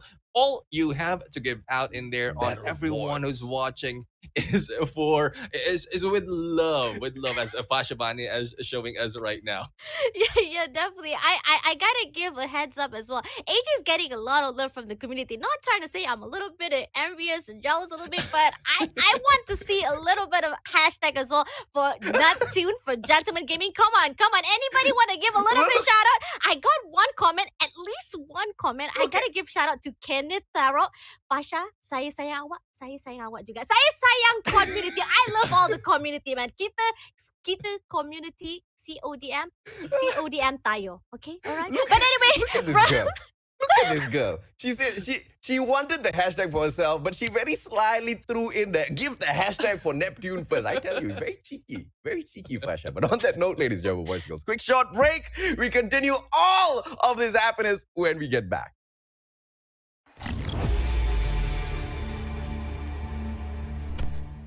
Oh, ano ng plano mga lods? Last 2 squads na lang. Basta high ground lang ako, Ate Char. Cover ko kayo. Sige, sunod lang ako sa inyo. Ha? Wait lang. Nasaan na ba kayo? Ang gulo-gulo niyo naman eh. Si Bugoy ang layo. Tapos si IZ walang ambag. Tapos ito naman si Doxy, hindi niya nga alam kung ano nangyayari. Wala lang, kaya natin to. Oh, ayun yung last code ah. Down 3 na, isa na lang. Guys, nasaan yung last? Ay, hassle. Nasa likod ko pala. Hala, sniper sa ako. Ingat kayo. Doxy, ikaw na lang last survivor natin. Oo, kaya mo yan. Guys, di ko alam kung nasan siya. Kami bahala. Sasabihin namin kung nandiyan na siya. Kaya mo yan. Ang biwo nila. Nadoon ko siya. Guys, nanalo tayo. Yes! Yun! Yes! Ang galing mo, Doko! Yun, nanalo rin. O ano guys? Isa pa?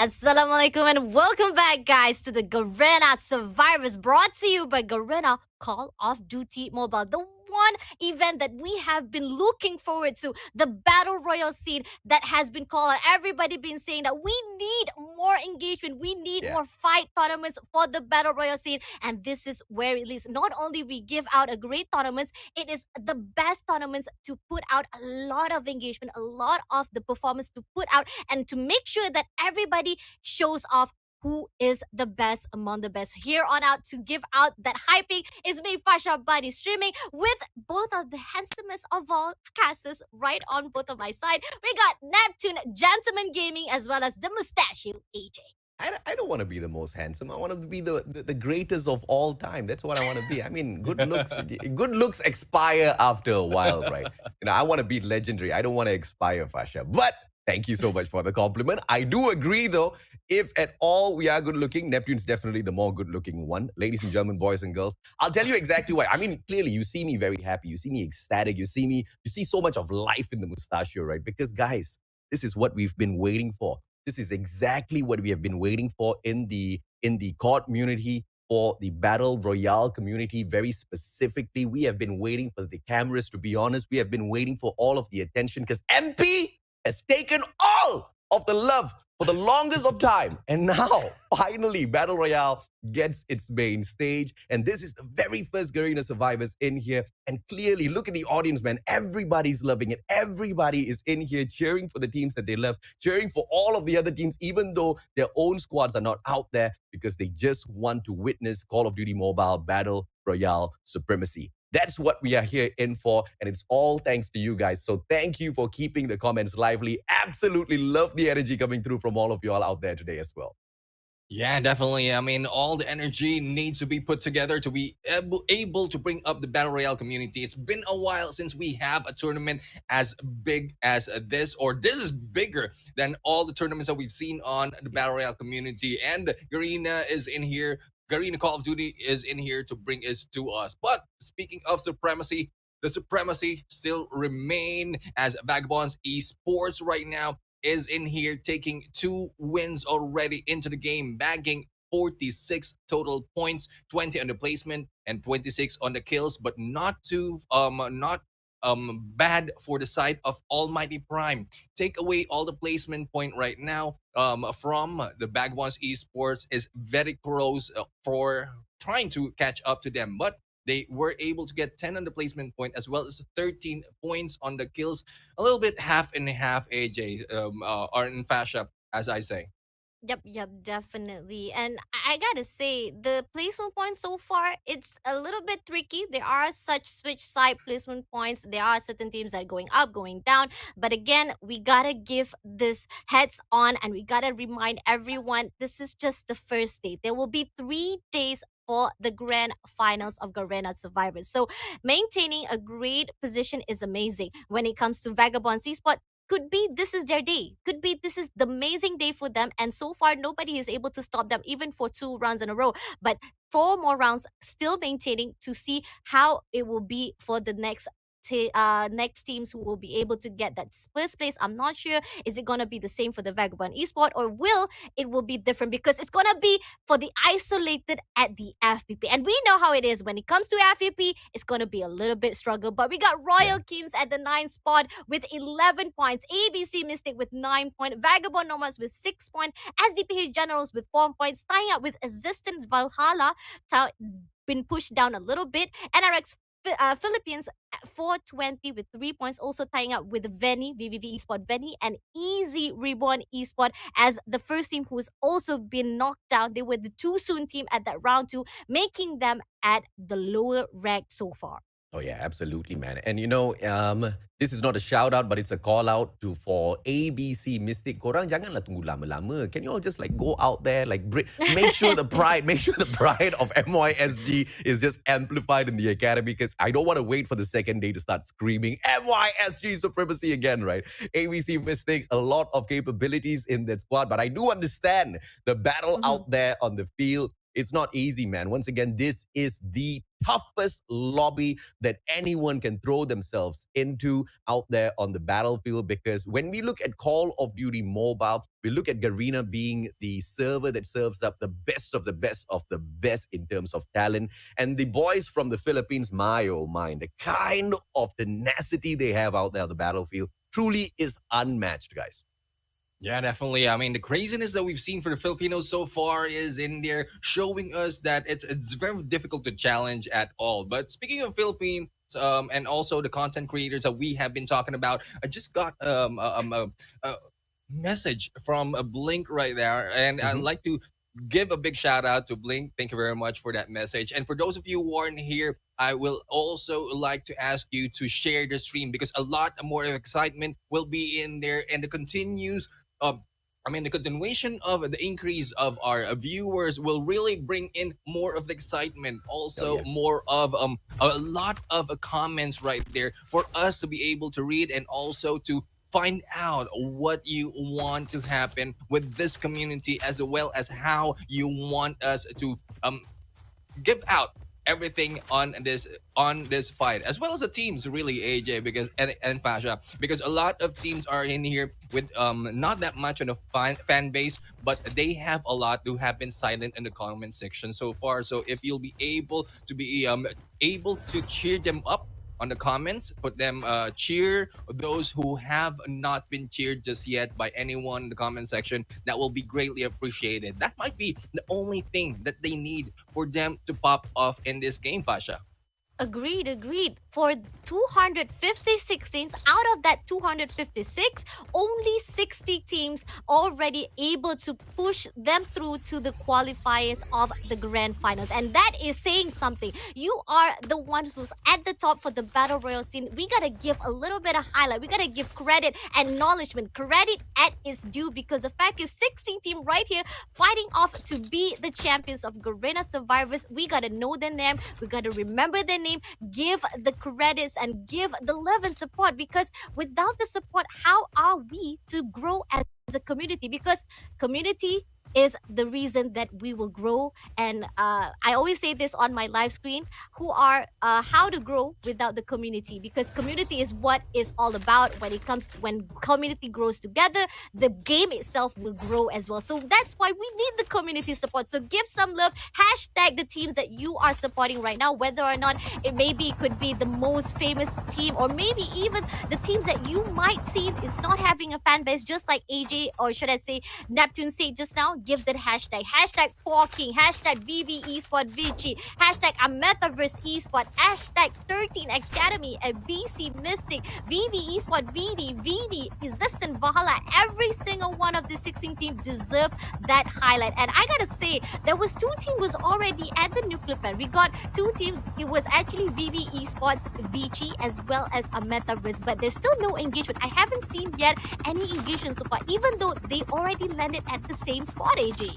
Yeah, I mean, you would have to be, quite silly to hop on into a battle immediately as soon as you drop on in there. You gotta loot up first, and I feel like all of these team members are very careful with their approach. But Rogue now parking his chopper right beside the players of PvP, and it doesn't seem to be the best of ideas now. And look at this, it is gonna be Team Vici that takes advantage, and not only can they take advantage, they can actually take the chopper and run away.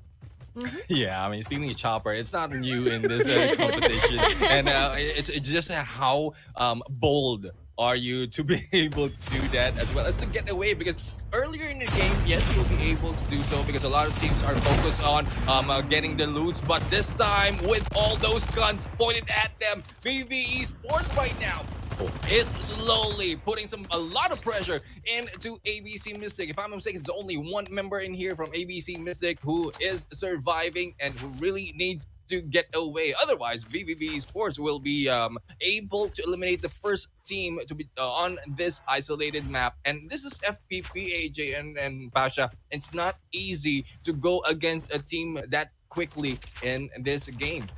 Yep, I agree. I think, yeah, this is the thing when it comes to AJ Mustachio. When people hear what AJ Mustachio, they definitely give what AJ Mustachio want. He say already, ABC, come on lah, don't make ice batu campur already, come fight already. And then suddenly out of blue, I don't know what they were thinking. They already went for a fight and it wasn't even good enough. They ended up losing 3 players and they have to back off, which is a mistake. And just like you said, why they even decided to plant that helicopter, it's like a free gift to the team already. Yeah, but Fasha, I said go fight. I didn't say to be parking that chopper beside them and then get taken down. They barely fought, man.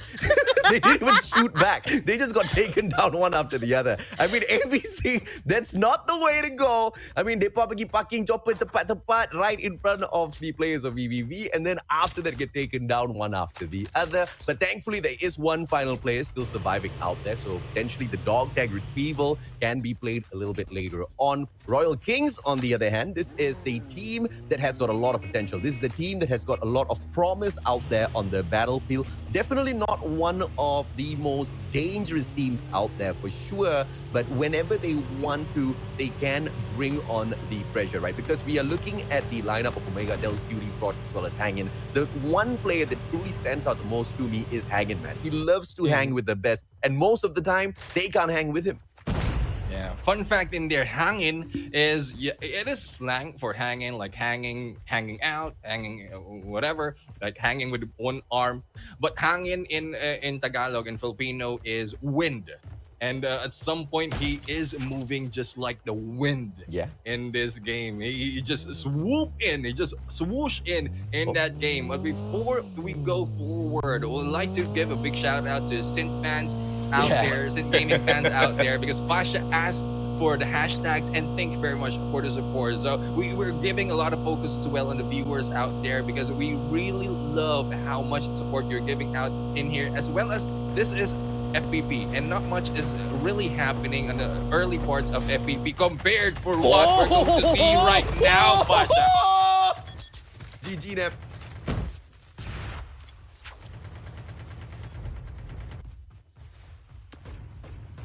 Okay.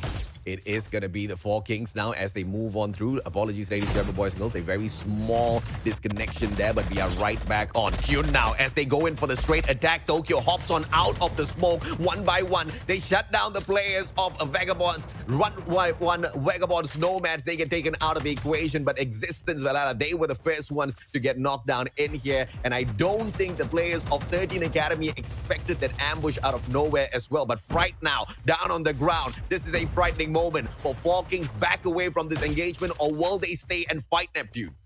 Yeah, they will be in here staying and fighting. It is up to them to be able to challenge it on. But the Existence right now is in here, putting them one at a time. Fright is the first one to go down. Kyun is the next one. And I don't know what's happening with 4 Kings right now. This is FPP, and they are ones who are dominating this game mode. But what is happening in this fight against the 4 Kings and Existence, we'll have yet to find out. But on the other side, we have a Metaverse as well jumping in into the fray, and we'll have to see how well will they be going against the Vagabonds Nomads, because these two teams need yet to prove another that they have what it takes to be able to fight it on. The kills as well as a placement is being asked of them after the back-to-back wins of Vagabonds Esports, but not that much is being shown by these teams. But watch right now, will be taken down by Swish and eliminated, and a Metaverse Esports is losing one of their best teammates in this game, and the Rosa will be the next one to be gunned down, Fasha.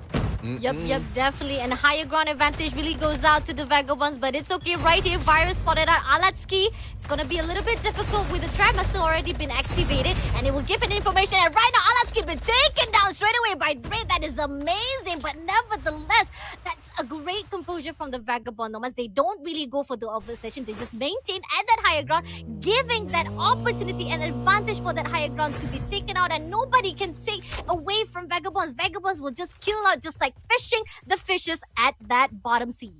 And the Four Kings will lose one of the most prominent players out there on the battlefield. But that was a three-way battle between three titans of this competition. Amateurs Esports, Vagabonds Nomads, as well as the one and only Four Kings. And out of nowhere, here comes Vagabonds Esports as well. And Virus does not know. He's moving on straight to get eliminated by his own team, own clan members. But Narosa takes advantage. AK-47 grabs that Virus and brings the cure. Here comes the rest of the teams right now going for the rush. Vagabonds Esports has heard the gunshot and seen the kill feed, and they are in here to rush them on. A Metaverse right here is trying to defend their side of this hill, but Ral will be taken down by Fright. So the three-way battle is proven to be very difficult for all the teams right now, who's just scrambling to get all those kills as well as trying to survive. But the revive flight will be in here, and there goes Nerosa being taken down as well as Round as Watts comes back from the revive flight. But for how long will be able to survive with no weaponry and only an MW11 in hand? He will need to go far away to be able to get back in play. And Vagabonds Esports still putting in a lot of pressure against these teams, and the moment that they show their presence, they will not just say hi, they will take you down. Yup, definitely with Vagabonds right now just actually pushing away Vagabond Nomads in that extent. Right here, we still see that the team of 4K is still trying to do a little bit of fight right here to the side of Vagabond Nomads. Travers as well as Asa unfortunately has to back off from that excitement because the fact is they don't want to really extend themselves. But no, Alaski does not allow it with that Jag 12, and Indian shuts down Travis and leaving one more player from the Vagabond Nomads who has already run away with the Antelope mission. 4King so far is doing a wonderful, maintain a great engagement with 6 kills in the clock. On the other hand, Vagabonds still maintain with that civil war with their own brothers. Yes, Wish dropped out of the equation already, and now Vagabonds Esports on for the strike, but they are only going to be able to find one single player from the side of Vagabonds Nomads. SCR, on the other hand, is just a little bit too far away, and Nash catches up with the rest of his brothers. But ladies and gentlemen, boys and girls, do not forget, we beg you to share the stream as many times as you can for just one small reason. We're not fighting with anyone else except all of those players from the MP side, man. They feel like they can bring the bigger views when Call of Duty Mobile is concerned. I disagree. I think the Battle Royale community is going to be breaking records today. I feel like the Battle Royale community will make Garena think like, Usangala, why did we not do this earlier? Yeah, I mean, it's about time that they take notice in the Battle Royale community, and with all your help, with all those shares, you'll be able to make that happen, and Garena will turn their heads and see that, oh, Battle Royale is really bringing in a lot of views as well as a lot of attention right now, but it still needs a little bit work, and that work's not just in coming from the teams, but also from you guys who are supporting the teams playing in here. Four Kings on the other hand is putting as well the work, and they are taking down Third Academy one at a time. But on the other side, VVV is also going in for yet another civil war, Fasha. Yup, definitely. I like the VB. Vagabond Esports I had 3 players already in front, was fighting off, trying to give a little bit of third party to the side of the EZR, especially HE Phoenix as well. But then we got one player from the team of VB was just playing as a sniper. I like that. That is a great position. Something that we can look forward to from the formation of each and every single team. But right here, Vagabond Esports, Nash coming in with the Jag. He sprays it out, but he used everyone with the nick of time. He's just gonna give a little bit of tease, say like, I'm here, ooh hey, I'm back from the side, and they don't even know what was happening at that time. But right here, we got the Sora with the sniper again. He is amazing. He gets kills and after kills, but right, that Pulse also takes down a Meta. Almighty Primes, my bad. I keep on calling them crime. I remember my times, I always call them crime because they keep on doing crimes. But on the Garena Survivors, it seems that they're not putting up most crimes, especially when it comes to Vagabond Esports. They are the one who's doing a lot of the work. But then Blue shuts down Zora. Our sniper will be taken out by another sniper. A great one. Now, this is what I'm talking about. Vagabonds, they got 3 players in front. One player, which is Blue, he's at the edges of the zone. He's just gonna maintain a great composure, and right now he spots Sato, but misses that shot. It's okay. It's just gonna give a little bit of treasure, especially to the side of VVV. And that's the kind of pressure that the players of Vagabonds Esports are great at playing out there on the battlefield. Tense moment now as the circle kind of gets smaller, but a lot of these teams sharing the exact same compound. One small mistake and you are out of the race. And as you guys know, in the 12th position, yeah, you don't get any placement points at all. So all of the teams remaining very careful out in here. But Four Kings will continue to strike down both the 13 Academy as well as Amethyst Esports off screen. And Blue is trying to catch the players of VVV. This is Team Vici right in front of him. Sato very quickly repositioning, and he's just teasing the shots out of Blue over and over again. But the players of VVV Vici, they do not engage with Vagabonds Esports just yet. Yeah, they're now firing back from Vagabonds Esports. It's probably that they haven't spotted everyone just yet, and they want to be smart on how they take that engagement. But on the other side, another team that is taking it smart on engagement is Royal Kings. They are not really going in for that aggressiveness, but going in quickly is the fight. And there goes NRX 420 going against VVV and Almighty Prime as well. As who survived this battle, this back-to-back battle between these two teams is still have yet to be seen. But there goes in right now with that spray, and Zeus and Peanut will be taken down. GG. Ooh, nicely done. 11 more teams to go and 37 players right here. VVV is doing well to gatekeep the zone. On the other hand, we got our Metaverse is already inside the zone as well as Vagabond Esport. We see that the VVV Vici will give a little bit of highlights to make sure that they're not going to overextend themselves. But on the other hand, on their left side, we got Four Kings. Not going to go in for the flank. They decided to fall back first. Take a sweet spot, reposition, and wait for the time to engage smoke bombs, covering up every single step, every single location, every single movement they do to make sure that Four Kings does not spot them out. But on the other hand, right here, we can see Four Kings already noted out, and they decided to say, okay, since they are backing off, they want to back off too. They say, like, let's wait for the due time, because the fact is, it's still too early on. We still have 37 players. If this is on the clock right now, they will tell to themselves there's still a lot more teams still playing safe around the area, around the safe zone. So definitely we're gonna take our sweet time until the zone pushes us to a point that we have to fight. But on the other hand, right here at the side of I really forgot this area. I keep on playing at the Black Hole. I forgot this area, the isolated map. And I think it's actually the countdown, right? Yeah, this is countdown area, whereby we are seeing we got 6 teams already inside the circle, and we got a lot of teams already at the outside. They gotta get in. The zone will be definitely pushing in. We got Existent Valhalla playing inside this check. This is gonna be really, really scary, because with close space, people definitely will be able to just throw grenades and clear them all out. Yeah, the players of Four Kings continuously attacking 13 Academy. Earlier on, they started the fight, and now they are looking to end it. Vagabonds Esports, on the other hand, will be able to blow up the car that the He Phoenix players used to get away, and they tell them that, yeah, getting away is just not going to be possible, especially with the circles this small, especially when all of the chaos is breaking out there on the battlefield. And the only team that is not participating in all of this chaos right now is VVV Esports Vici. But the Four Kings want to change that. They're bringing the fight straight to Team Vici. Yes, straight to Team Vici as indeed, and we are seeing them climbing up that hill, and we'll have to find out if they'll be going for the backstab. Alaska right now for the rush with 5 kills in him. I think a lot more can be taken, but no, he didn't pull off on that glide. But this time he goes in, turn around, and go take down 2. And this is Kyun, who was able to go in for the fight, but the 2 members of Four Kings has already been taken down. So it's Kyun and Tokyo and Alaska right now. It's up to them to be able to maintain the kills that they have covered so far. 18 kills to this team, and they're being challenged by Vagabonds Esports. Vagabonds Esports on the other side, I believe they know the predicament that Four Kings has already have, and they need to go in and put that pressure. But with that pressure, I think they will be also be able to feel the pressure from the backstab that will be done by the other teams surrounding them, Pasha. Yup. And we gotta see right here, the Almighty Prime has been pushed out. They're still maintaining Existent Valhalla. This does not even want to leave the shack. They still feel like this is their home, and right now trying to do a little bit of engagement. Takes down KK, Fiji, and on the end, one more play to go from the side of Almighty. And in the end, shuts down Chase and Thread. That is amazing from Existent Valhalla. Right now, Almighty Prime has already been out.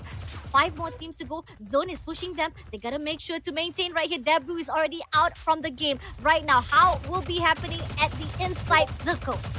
And the players of Vagabonds Esports, they are going to be the gatekeepers inside the center of the circle now. As the circle comes hunting for the players of Vagabonds Esports, it also brings along multiple players, multiple teams, and the next ones who will be the target of Vagabonds Esports will be 13 Academy at the very same time. BBB Esports, Vinny, Blue now, opportunity, hops on outside of the zone. One mistake there, but he quickly recovers. Angel Curie takes the backstab, drops Nash onto the ground, but Lukey now taking the fight up against Four Kings, out of the zone, straight through the smoke. Tokyo behind the boulder. Alatsky gets dropped. It's going to be Vagabonds Esports, your three-peat winners, potentially with the 3 back-to-back wins in the start of the grand finals. And the number game, it will be in play right now. Vagabonds Esports has 3 members to their team. Loki taking down VVV Duda in here, and it's now left to Tokyo. But Tokyo will be moving away. But a jump by Yato, and Yato will be able to miss because of the rewind. Tokyo getting back, and once again, get outside of safe zone. Loki will not let that go. 18 kills for Vagabonds Esports,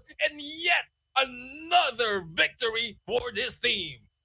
Woo! 2 rounds in a row, we are seeing the last person standing, fighting off with the Vagabond Esport, always surrendered to the outside zone. They didn't even allow 1.3 kills to the Vagabond Esport, but not for the 3rd round. They got it, even despite that Alaski tried to run away. No, it wasn't Alaski. If I'm not mistaken, it was another team from another player from the Tokyo. Four Games. Yeah, it was Tokyo. Tokyo tried to surrender to the outsiders and not giving that 3 kills. Tried to play with the rewinds, coming back, playing safe, evade those shots. But in the end, Luki just playing it cool at the inside zone and getting that kill with the sniper was just amazing. Chef kiss to the end of round number 3.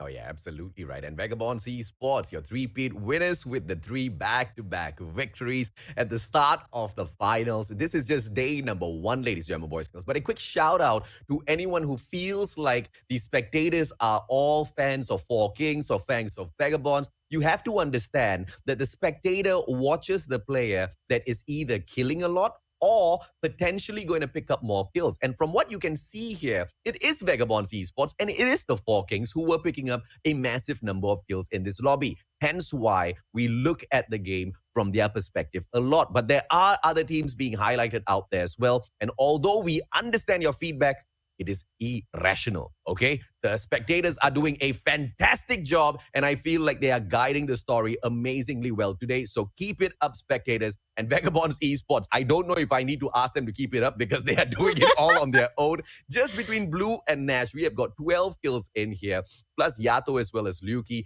That is a total of, with 12 plus 6, 18 kills they bagged for themselves in that number 1 spot. So that's 28 points for them. And it's good that they got the additional 4 points because the Four Kings were hot on their heels with their own performance, grabbing a massive number of kills. Just between Tokyo and Fright, you can see 11 kills there. So 19 kills if you add up everyone together. Yes, they outperform Vagabonds Esports in the kills department, but since they faltered just a little bit with the placements based on the structure of the points available, they will not be able to outdo Vagabonds Esports even in this lobby. Vagabonds Esports truly putting out a masterclass out there as to how to play and also dominate Call of Duty Mobile Battle Royale. Yeah, and I guess this answers the question if they were holding back from the semifinals. And they have been, or they have not been performing from the previous semifinals that they jumped into. But this time, they keep it up, they keep it cool, as well as put in a little bit heat against those against them. But this time, Four Kings is still not slowing down, especially on the mode that they are well versed on. FPP mode is still their game. They are in here showing us that they can go against them. But as we keep mentioning, AJ, a lot of these teams are already learning the ropes of FPP, and not everyone can be exploited anymore. And all they have to do right now is put in with aggression, but the defense of the other teams are I mean, it's evident that they can go against four kings and they can take them down. Not everyone can do that, and this is what we're seeing right now. On number three, consistency is the key. We have one of the VVVs right now who's able to get that placement point, but not that much in the kills, and it's not too much to ask for them, really, because it is good for them to be able to survive on number three spot without getting that much points. But we'll have to see how well will they be able to recover later on. 13 Academy on the other hand, number four in there with 3 points just from Angel Cutie. We know that Angel Cutie is one of the best team member of the 13 Academy, thus putting in those skills, but not too much to be able to bring them up on the leaderboards. And on number five, we have Existence Valhalla. 4 points to their name as well as a placement point on the spot. This is a good on them to be able to catch up and overtake some of the top teams below them from this round, Fasha. Yep, definitely. On seventh spot, we got VVVVD at the seventh spot with 4 kills in their hands. And eighth spot, we got Royal Kings with no points so far, but placement points definitely will give them up. But that's just a little bit to say just a scrapped over, because we know for a fact when it comes to placement point, it's very tricky. Even at that bottom 10, you will not get that points for yourself. But on the other hand, ninth place, we got VVV, despite having placement point just a little bit for themselves. Kill points, well, will definitely boost them out. They got around, if I'm not mistaken, 11 kills. Yeah, they got 11 kills. This will definitely boost them out, despite the placement points is a little bit less, but kill points will definitely help them to guide up for the scoreboards. On the other hand, for the 10th spot, we got a Metaverse who is dropped down, AJ. And, Amethyst dropping down might be something that a lot of their fans are worried about. But once again, ladies and gentlemen, boys and girls, this is the play over 3 days. So nothing to, I guess, panic about just yet. Amethyst Esports truly have proven themselves earlier on that they can take the podium finish. So we can expect a little bit more from this team, as once again, we have to mention this is potentially the toughest lobby out there as far as Call of Duty Mobile Battle Royale is concerned, man. I would say in the world, we do have some of the best players in here who run the show out there. Phoenix, on the other hand, a little bit of a disappointing run this time around. They continue to find the bottom, but only 1 kill overall. They perhaps need to find a different approach in to all of those battles. NRX 420, if I say Phoenix has been disappointing, perhaps the same can be said there, because more than Phoenix, we expect NRX 420 to run this game, but Peanut, the only one who could grab a kill out there on the battlefield, and the rest of them turn up with absolute nothing. And that's the only point they will have on them as the kill points. Easy, Reborn, Esports, Magna, nothing to their name. Vagabonds, Nomads, on the other hand, perhaps do not want to outdo NRX 420. I don't know. But even at the bottom, they unfortunately outdid NRX 420, because remember, no placement points, but they get more kills than NRX themselves. So 5 points to the name of Vagabonds Nomads. SDPH pulls nothing, and so do the players of ABC Mystic.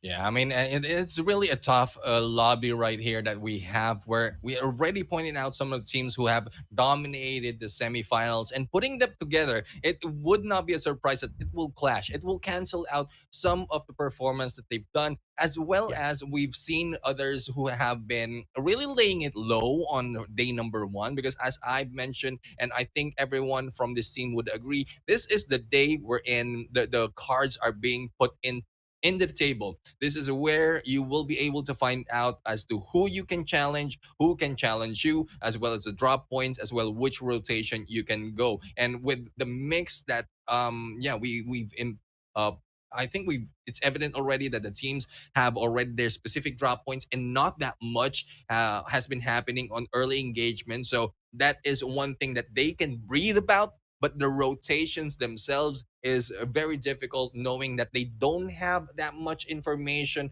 of the teams as they go against them. Some of the teams from Group A or Group 1 and Group B have information on those who went against on the semifinals. But going against yet a different team right now, they just need to wait for the perfect timing to be able to go for the engagement. It's like a courting stage. You just need to get to know not just your friends but also your enemies. So this is what some of the teams are doing. They're getting to know how to approach each and every battle that they go into, Fasha.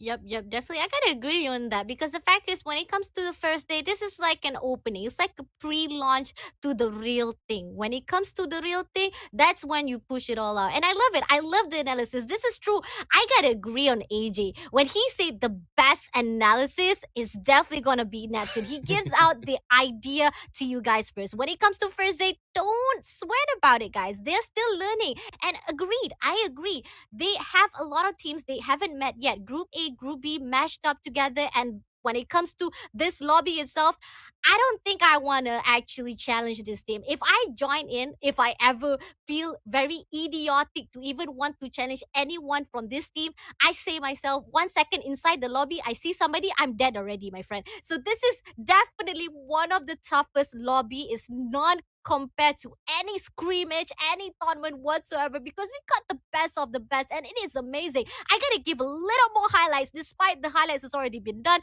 Let's give with that triple kill, with that just triple kill feed straight away killing with that jack was just amazing. But right here, this is where it all, every single team try to not surrender any kills points to the Vagabond, but Vagabond Esport maintain a great composure, trying to pressure out to Tokyo. But Loki was just so lucky getting that kills, making sure that not even one kill points will be taken out from their hands and making them yet again the winner for round number 3.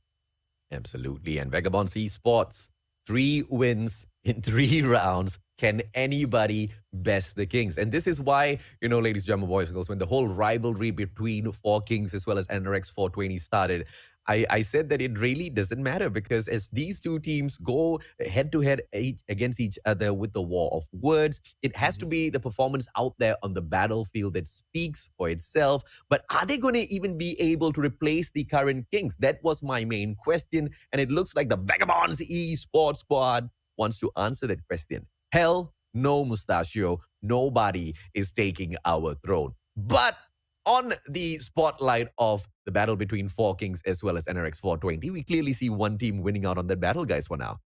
Yeah, I mean, there's a lot of engagement that has been seeing in here, not only on the battlefield but also out there. But we'll have to see who really will be dominating. But guys, we also want to point out that with all your support right now that you're giving out as the viewers, we are in here to give you yet another crate, which is purely the shelf crate. Hopefully, I read that correctly. Yes. Correct. Purely Solid. dishelved crate. I don't know how can you dishelve a crate, but anyways, there you have it. The purely dishelved crate as the code right there. Hopefully you redeem that in there after each and every match that we've seen. Hopefully you were able to get that, and this is from us to you, Fasha.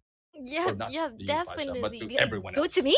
Me? For me? Good Oh, job. thank you. Thank you so much. Thanks for clarifying that, too. I thought it was for me. Aww. But nevertheless, I love it. I love it. This is the best part about Garena Survivors. Not only we are able to hype up the best of the best for the Battle Royale scene, to have such a great platform, the one that we have been waiting for. We got a lot of rewards to be given out, so don't go anywhere, guys. We still have more to be given out, and make sure we got 3 actually. We got 3 rewards. So make sure to check out our Facebook post as well, and then wait for the viewership as well, and for the redeem codes that will be given out throughout the live as well. So there's 3 rewards to be given out every single time. So come on, guys, do not go anywhere. Let's check out what will happen for round number 4, Garena Survivors. We'll be right back after this.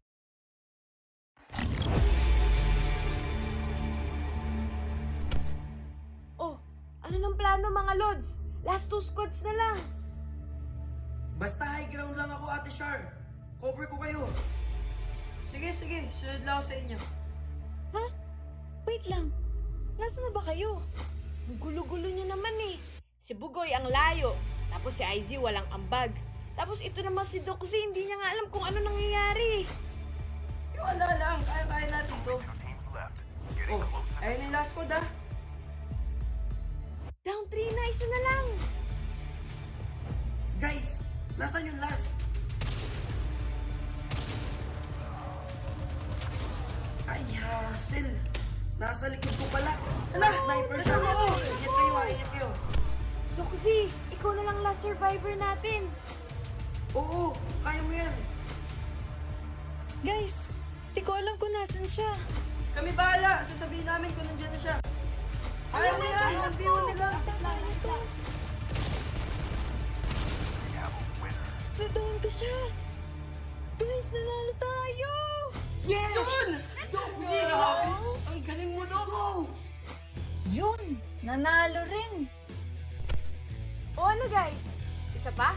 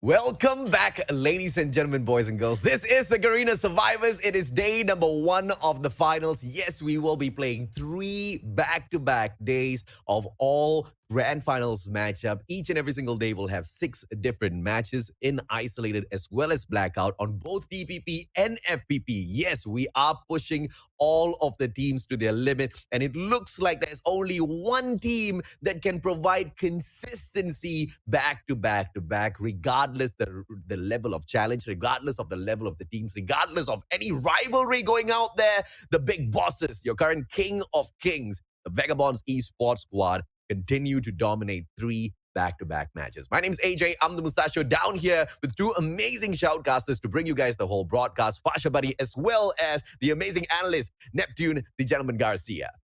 And I'm really happy to see how it is going for Vagabonds Esports, because so far from the semifinals, we've asked so much from them to really pop off. We've asked them, where are they? Where are the Kings? What is happening with this team? And it's their brothers, Vagabonds Nomads, who have been performing from that semifinals. But this time, I guess they heard us, or probably this is the whole plan after all, wherein they just jump into the grand finals and show everyone that there are no backing down out of this. They will still maintain and continue on and fight for that crown as the kings of Battle Royale in Call of Duty Mobile. Exactly, and with the overall result for round number 3, we are seeing the Vagabond Esport bagging themselves 74 points, leaving behind 4 Kings 39 points. Oh my lord, that's a lot of points to be left out, but it's okay. We keep on telling this. I know you guys are probably tired of listening. I know it's just the first day, it's just the third round, there's still more to go, but then again, guys, come on. You don't want to miss out too much chances to a point that you'll be left behind when it comes to, at the end of the day, you have to push through, and then there's the pressure when you feeling the moment that, oh my god, I should have done more during the first day, I should have done more during the second day. So right this instant, we are seeing Vagabond Esport, despite they are putting out a great fight, a great performance out there, you two should be able to step it up and make sure to actually maintain a great well done job, or else you will be left out so far behind. The ending will be very, very tricky to even push through, to even get to the top 10. But then again, we got Almighty Prime with 34 points, not far behind for the 4 Kings. We got VVV Esport Vichy with 28 28 points, 13 Academy with 27 points, VD with 25 points, a Metaverse Esport with 21, and HE Phoenix a little bit far off with 50 points at the 8th spot. Yep, and of course on the right-hand side, we've got the Royal Kings currently with 12 points, as well as the 9th place. Existence Valhalla equaling up with Vagabond Snowmans, but of course Existence Valhalla will take the 10th place instead of the 11th because there is a favor for the placement points. Whenever it comes down to the tiebreakers, it is the placement points that will be deciding exactly who gets that upper level. And of course, VBB Esports Veni down here at that 12th position with just 10 points to their name, and ABC Mystic, the only representative for MYSG, currently holding on to the 13th spot. But they are still doing better than NRX 420. These baby dinosaurs are still in their small little embryo. I think they haven't been born into the grand finals just yet. They need to finally step it up, because if they don't, this little train, just like Fasha said, will be leaving you behind, and it's going to be a little bit too late to play catch up later on. Their true rivals, the Four Kings, have got 35 points more than them, and that's definitely the kind of warning bells NRX 420 will need to start waking up. SDPH Generals, as well as Easy Reborn Esports Magna, they struggle at the bottom as well. But yes, day number one. But day number one is ending quick, guys.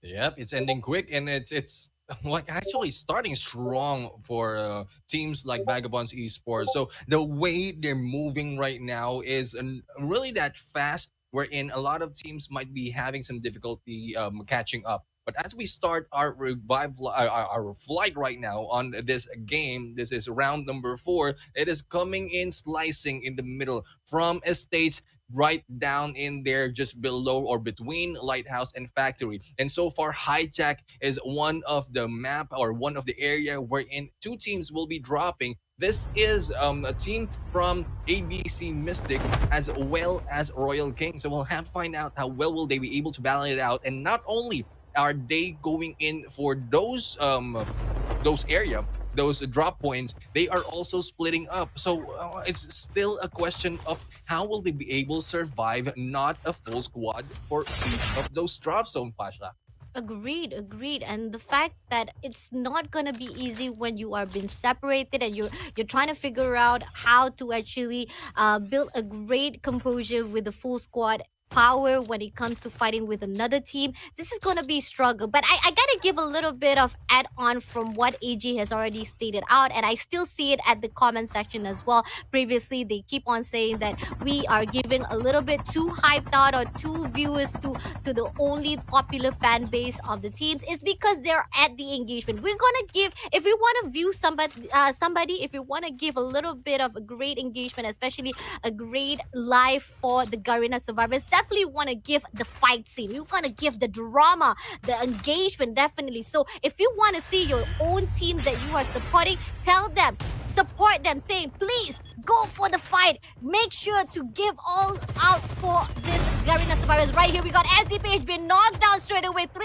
players maintaining. Unfortunately, 2 has already been down. 1 more player to go. Breezy, on the other hand, will be left behind. Right now, he's going to be a little bit defensive. He's trying to maintain composure, but hanging on the other hand, tried to actually engage it. But with that poltergeist does not been spotted out, he will be backing up, but Hangin does not allow it. He will chase after Breezy right this instant. He put that to Trap Master, but Breezy on the other hand, right now trying to fix the armor plate, and right now Hangin does not allow it. He will corner out at this tower. Unfortunately, not able to do enough with that Jacob, but on the other hand, he will definitely finishing off with the help of Royal Omega with the PPSH. Yeah, Royal Omega came out of nowhere to provide some support for Hangin, who just couldn't hang around with the Chicom. I mean, I think the moment he gets that opportunity, he'll be throwing the Chicom away, but the AK-47 Frostband was in his possession. He just decided to not use it at all. Interesting setup coming through from Hangin. He doesn't want to give up on the gun just yet, but hopefully the Royal Kings will be able to bag out more teams, more players in the exact same way.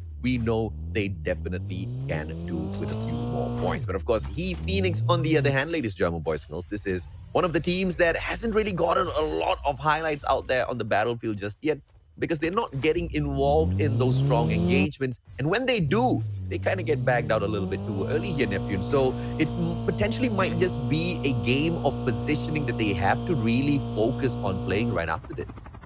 Yeah, I mean, we've talked about this from the semifinals, wherein yes, you might be able to get some highlights for your game, for your kills, some reels, but the moment you turn around and get hit behind by a different team, then you're done and out. And that is why some teams, yes, they are getting kills, but they are very low on the placement point. And I believe HE Phoenix or He Phoenix right now need to focus on good placement or good positioning in the area to be able to spot out a different team, and then later on, once they have a good plan of approach with the snipers and all giving them the information, then they can go in for the kill, Yeah. making sure that no one is surrounding them to be able to give them a backstab, because a lot of teams are going down because of the backstab. But this time, this is team versus team, and HE Phoenix is going down one at a time, Pasha.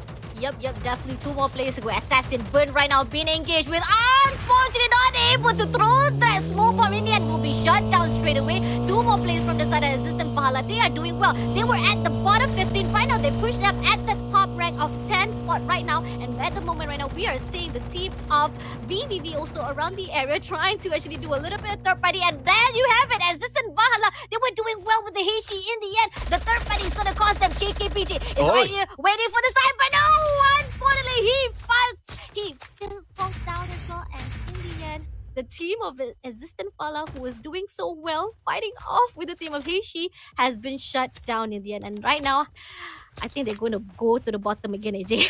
Yeah, this is just unfortunate, man. I mean, as VVV was running straight towards them, Existence Valhalla, KKPG had the perfect opportunity to start shooting at him first, but unfortunately just delays the retrieval of his gun and manages to bite the bullet at the end of the day. Right back to the lobby he goes, but now here comes the players of VVV. But we switch on over to Vagabond Esports here in the chopper, who are trying to go out there and look for a couple of players to engage with. I don't think we want to look at them right now. I believe this is just a transition as the other teams are being looked at by the spectator. And there you go. Battle is happening in there. Once again, VVV going against HE Phoenix. And also, we have 13 Academy going against ABC Mystic. So hopefully, we can jump in on that battle. But on the other side, I think they will be battling. And I think this is what has been seen. Thus, Vagabonds Esports has been expected. We have a potential fight that might happen in there, but it will not continue this time. Moving into 13 Academy, they will continue on with a fight against Team I. This is Vagabonds Nomads, who will be backing out on the other side. So with a chopper in their hand, with a high ground as well, will they be targeting 13 Academy, or will it be the Royal Kings? But the Royal Kings right now will not be surviving. Glad in there will be glad as the Omega will be taken down.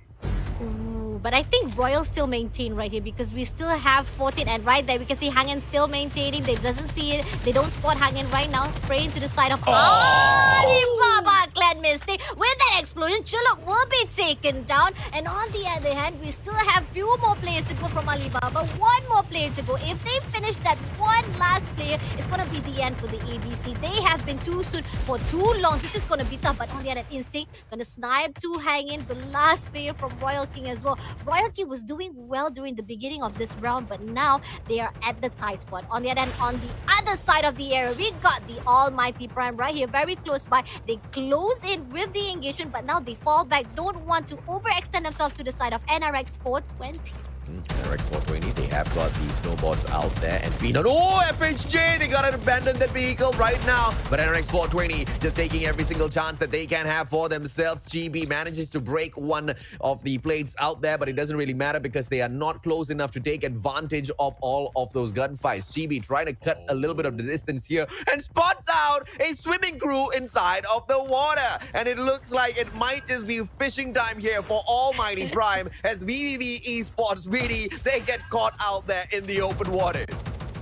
Yeah, seeing one already, or a whole team in there already. There's no chance that Almighty will be letting this go. Shots right now into Mr. Kaiser, and Mr. Kaiser will be diving a little bit deep in that water. There's an airdrop that caused them to move that low or that far away from the shores. But this time, Almighty was able to take one down for this team. On the other side, we have a Jewel right now who was able to get back onto shore and onto the land with his feet on firmly onto the ground. Will try to target Almighty as they recover yet another teammate who has been gunned down. And Almighty had no choice but to pull away because earlier they targeted NRX 420. This time they targeted VVV, and everyone from those you put out will be giving back to you. So we'll have to see how Almighty will be turning around in there and will try to get away from that predicament, Fasha. I Falkings with Vici. We saw the VD was fighting off at the fishing area, but right now we saw Falkings were very close by to the team of Vici, but then decided to back off, does not want to fight off. They were really head-to-head. They were really close to each other, face-to-face, but now they're backing off. But once they back off, they don't even realize that around the area, there's Vagabond Nomads already waiting for them. But nevertheless, they are actually moving away. They hear the shots, they hear the sniper, and they're now figuring out, okay, we're in the between of two teams right now. Where are we going? So right now, I'm just gonna throw out. I'm gonna go just for the push in right now. Just go with the sniper. Let's take a look from which team is around this area. They spotted out Vagabond Esport, but they are not able to land any shots so far. But they still spot few other players, and that will give them information. But smoke bomb has been released, and Vagabond Nomads, I like this. They spot out. They give that engagement. They actually give this exposure to the side of Team Falkings. But in the end, they actually decided to make a little bit of confusion for the Falkings, but on the other hand, higher ground advantage goes out to them. But a great use of that rewind class just to give a little bit tease to the Falkings. But nevertheless,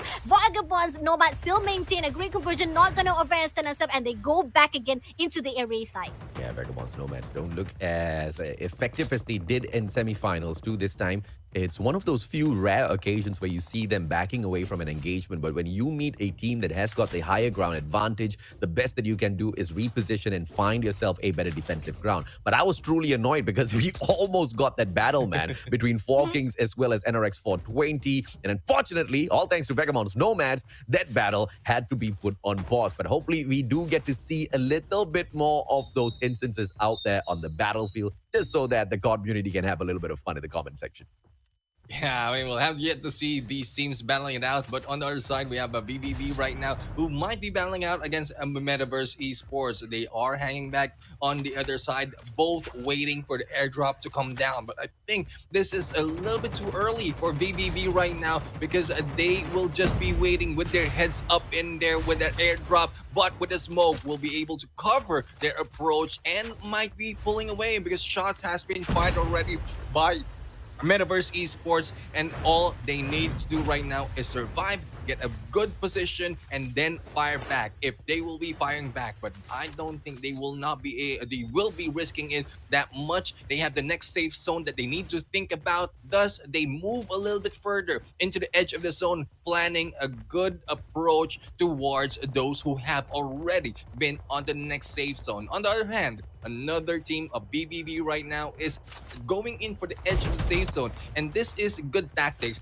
for this team. If you don't know who you will be targeting, it's good for you to be able to just slowly move onto the sides, find a better ground, find a better position, and then probably snipe out or get information before going and engage. But BBB right now might be meeting up with 13 Academy, and 13 Academy, with the performance that they have so far, they need to get a little bit more to get past those against Avicii as well as Almighty Prime, Falkings, and Vagabonds Esports, who has been on the top. So how much more can they put into? That is the question, Pasha. That is the question that I also want to ask right here, because I saw Almighty Prime is using tank. Can we get a little bit of spectate on that? Because the fact is we are seeing somebody using tank. I'm loving it because usually when it comes to Battle Royale, nobody really dares to go it. It's a very rare occasion people will really go for that. And tanks start fire straight away.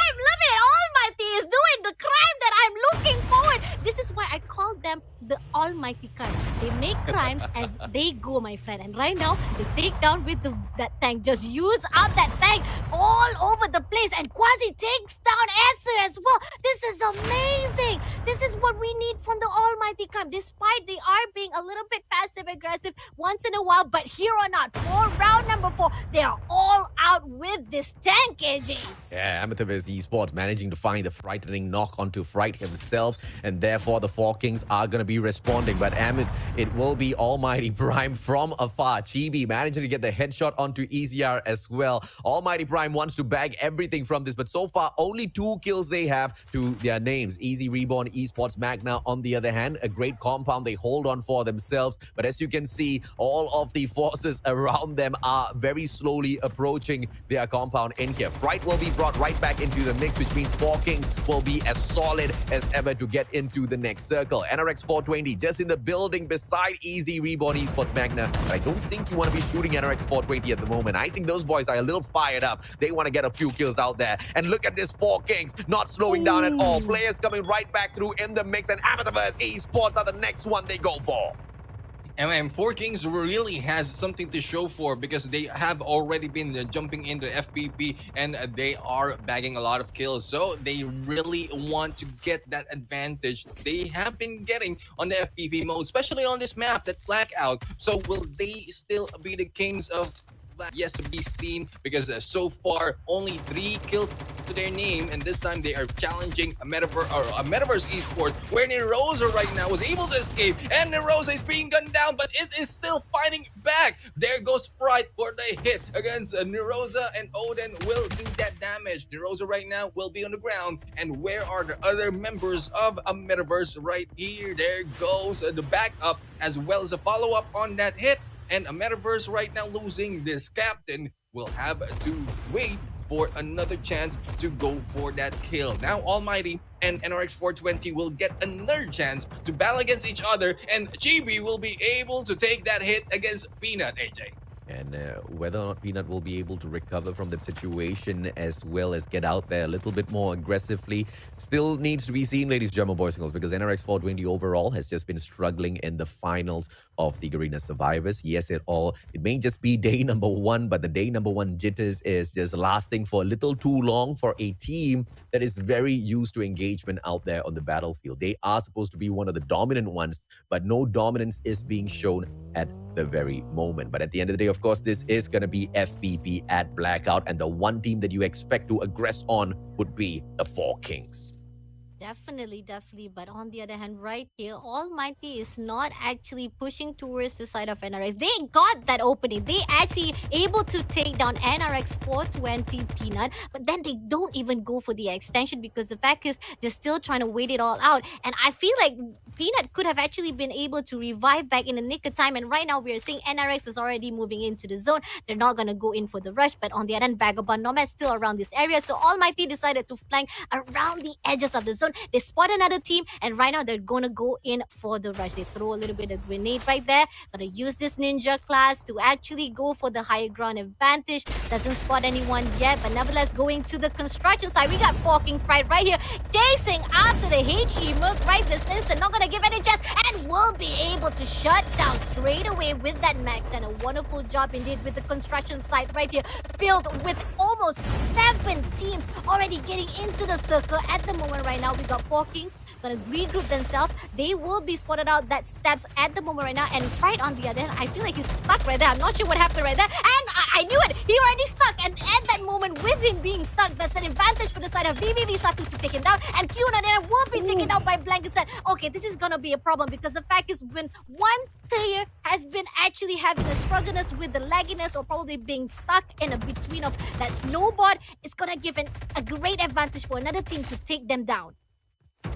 Whether or not they are going to be able to take them all down out of this equation here seems to be a bigger question, because there's just one too many teams in this very small compound, and the players of Vagabond Esports holding on to the bird's eye view. And the very edge of the zone stops at the corner of the top building, which means Vagabond Esports will be able to maintain their bird's eye view and not engage in any one of those battles, but be able to take advantage as those players start running away. It's just a very small corner now of viewpoint that they do have of all of those players. So anyone that steps out in front will be in a lot of trouble. 13 Academy, as they try to get away, they still find no kills. And like I said, Vagabond Esports with the advantage. Blue with the beautiful shutdown from up top. Only 4 kills in hand so far. And Vagabond Esports not looking to make any mistakes, but to capitalize on the position that they hold.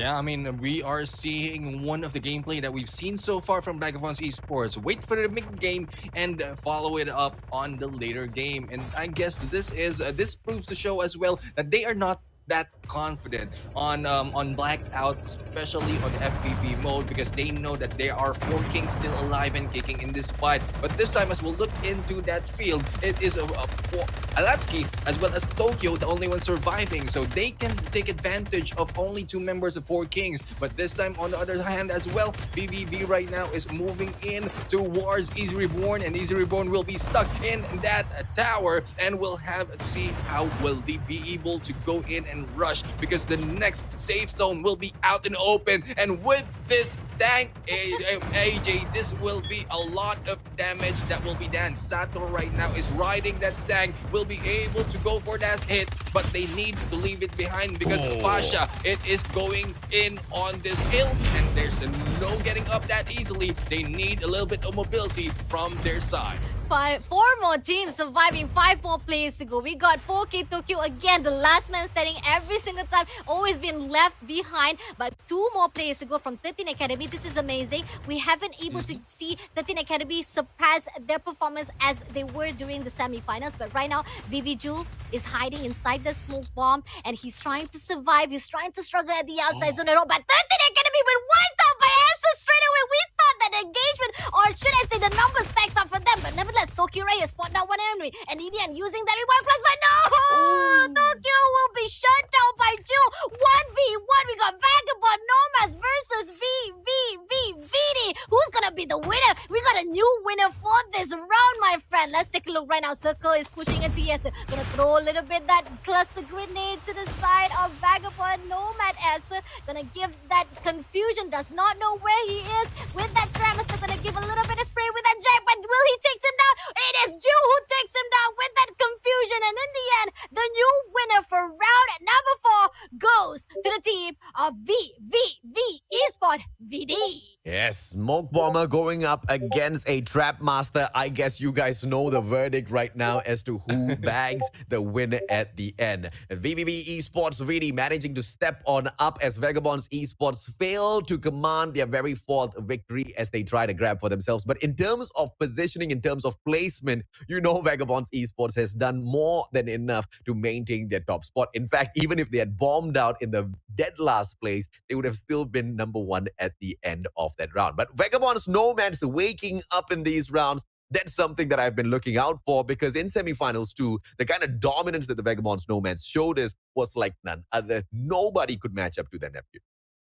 Yeah, I mean, they have gotten a great lead on the semifinals so far. Yeah. It has not been shown by these teams. And going in on this fight, Nomads is more proficient in the placement when it comes on blackout. And I guess that is what they're aiming for, and that is what we're seeing for this team. But still, VV Esports VD was able to get that win, and they will be getting 10 points as well, in addition to the 10 points on the placement. Thus 20 additional points for them making them climb up to the leaderboard, coming in from number 6. And on the other hand, we have Vagabonds Nomads right now only with 4 kills, but with that number 2, they will be able to add that to the points that they have and bring them from 11 to hopefully somewhere higher, if in case it will be enough for them to get to move up 1 rank. And on the number 3 spot, we have the 4 Kings. The Kings of Blackout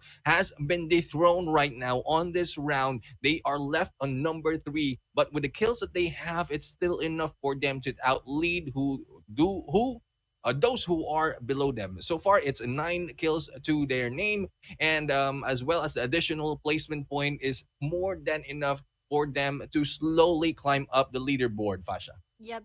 But I gotta say, 13 Academy, despite having difficulty during round number 1 to round number 3, this round number 4, they are popping off. Not only with number 4 placement point to be given up for them, they got 17 kills to back them up as well. And I'm loving it, because 13 Academy, we were looking for it. We were waiting for them, because they were phenomenal during the group stage, during the semifinals, and to see them going all out for this this blackout FPP is just phenomenal. And now we got the 5th place goes out to the VVVVG with 8 points for their side as well. A great points for them. Definitely is gonna keep them a great top out at that top 8. And then at the 6th place, we got NRX 420. This is amazing. This is what we're looking for, the NRX 40. They have been struggling to round 1 to round number 3 and finally popping off at 6th place and with 4 points of kills for themselves.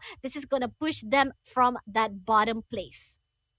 And in terms of pushing them towards the bottom place, I don't know exactly how far are they going to allow that to go on, because obviously a little bit of a response needs to come back through as well. But Vagabonds Esports here, ladies and gentlemen, boys and girls, on the 7th spot, bragging 5 kills for themselves to maintain their pressure on all of the other teams will be good enough for this round. We need to talk about the consistency as well that the Four Kings has brought in back-to-back this time around. Although it is the players of VVV that bagged the victory, although it is the Vagabonds Nomads who bagged the 2nd spot, it is the Four Kings who will very quickly start climbing up that leaderboard once again, because they've built that momentum from the previous matchup and they want to continue that in here as well. Easy Reborn Esports Magna. Very well done in terms of improving their placements, but in the 8th spot, it's still going to hurt them. We are at a scarcity of points in here as far as the placements are concerned. And down at the 8th spot, I believe you only get a single point. So 2 points out of this round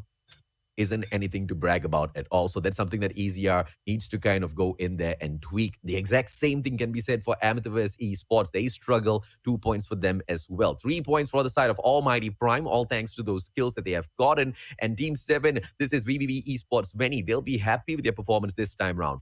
5 kills, 6 kills, my apologies, although they bomb out in the 11th spot. Phoenix, on the other hand, nothing from this round at all, Neptune. Yeah, I mean, and nothing for this round, and I think it will bring them down further into the leaderboards. But going in further down and to our mix of teams from 13th spot, we have ABC Mystic with 1 kill coming from Chelop, but with the movement that we've seen from this team, I think they need a little bit more time to study. Royal Kings is in there. Yes, they get more kills compared to those in this mix on the bottom 13, 14, and 15. Existence of Valhalla will only get 1, and SDPH right now will get 0. So I guess there is no shooters that can put them that they can put to the die right now. So the shooters will be dying right here on number 16 for this round. Round number 4 is now over, and we are going to look at the highlights right now. And this is one wherein you, Fasha, has been very, very excited to see. Yeah, I mean, like we haven't seen an action coming in from the tank side, because I know it's a little bit tricky, especially on the blackout side. Blackout, it is an open space, a lot of engagement coming in from the vehicle. Vehicles is most important key when it comes to blackout map, but I'm loving it when it comes to Almighty Crimes trying to give that risk, to take that risk to fight off and able to get 2 kills from that side, even though it's just, I mean, a little bit points to given out, especially if they could have actually utilized even more so with tank on their side, but still it is still enough to boost them up. And right here we got the VVV fighting off with the EZR. EZR hasn't been easy on their own struggle, on their journey at this Garena Survivor, because they have been at the bottom, and on the other hand, despite whatever it is, they still able to actually stay at that top 8, even at that circle zone closing in.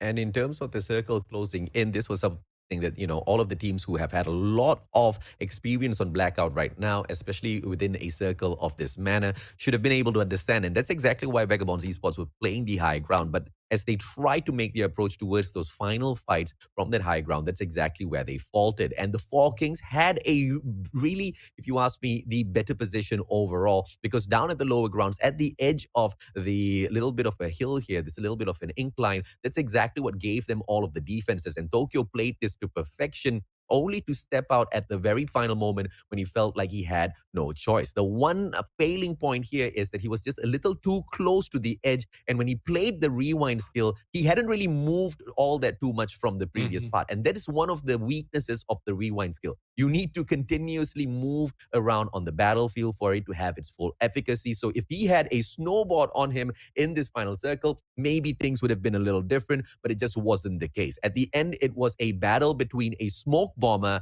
and a trap master. And obviously, the smoke bomber is going to get the advantage here as he can see through that smoke, but the trap master not too mighty in that final circle. And VVV Esports really get that victory with the smart plays. Yeah, with the Trap Master, less annoying, AJ. Not that annoying game. anymore. Not annoying anymore. Because if he, like at that final moment, yes, you have a Trap Master. If the Smoke Bomber will be hit, he really doesn't need to go anywhere. He does. I mean, how it slows on the Trap Master compared to the Smoke Bomber with the addition of that visibility, it's really in favor of the Smoke Bomber. And smart move as well as having one of smart Smoke Bomber just staying in there in the final moment. Otherwise, if it will be a different, if a different class that is going in on this fight, it might be GG's for any other class against the Trap Master. But it's also a good thing that you pointed out, AJ, that the rewind class is only efficient if you keep moving. And we've seen that fail so many times, not really for the side of Tokyo. I think this is the first time that Tokyo has not used that to the full potential, but for other teams who have been staying in one position and then use that rewind class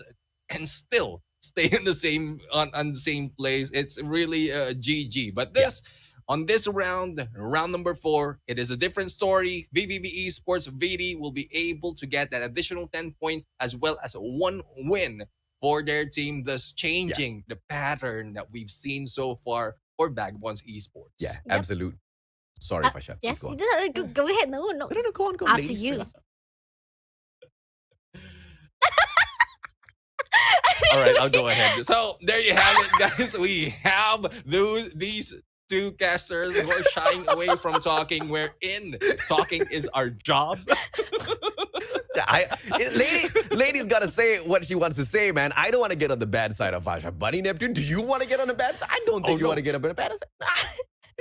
You guys Basha, will go never ahead. be on the back side of my life, my friend. You will always be on the good side, forever by my side, and forever in my heart side. So don't worry, my friend.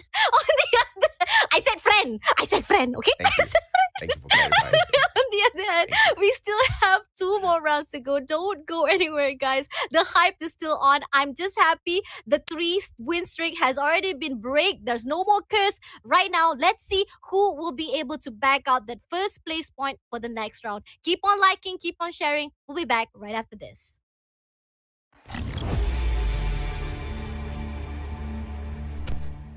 Oh, ano ng plano mga lods? Last 2 squads na lang. Basta high ground lang ako, Ate Char. Cover ko kayo. Sige, sunod lang ako sa inyo. Ha? Wait lang. Nasaan na ba kayo? Ang gulo-gulo niyo naman eh. Si Bugoy ang layo. Tapos si IZ walang ambag. Tapos ito naman si Doxy, hindi niya nga alam kung ano nangyayari. Wala lang, kaya natin to. Oh, ayun yung last code ah. Down 3 na, isa na lang. Guys, nasaan yung last? Ay, hassle. Nasa likod ko pala. Last sniper sa ako. Ingat kayo. Doxy, ikaw na lang last survivor natin. Oo, kaya mo yan. Guys, di ko alam kung nasan siya. Kami bahala. Sasabihin namin kung nandiyan na siya. Kaya mo yan. 1v1 nila. Nadoon ko siya. Guys, nanalo tayo. Yes! Yun! Ang galing mo, Doko! Yun, nanalo rin. O ano guys? Isa pa?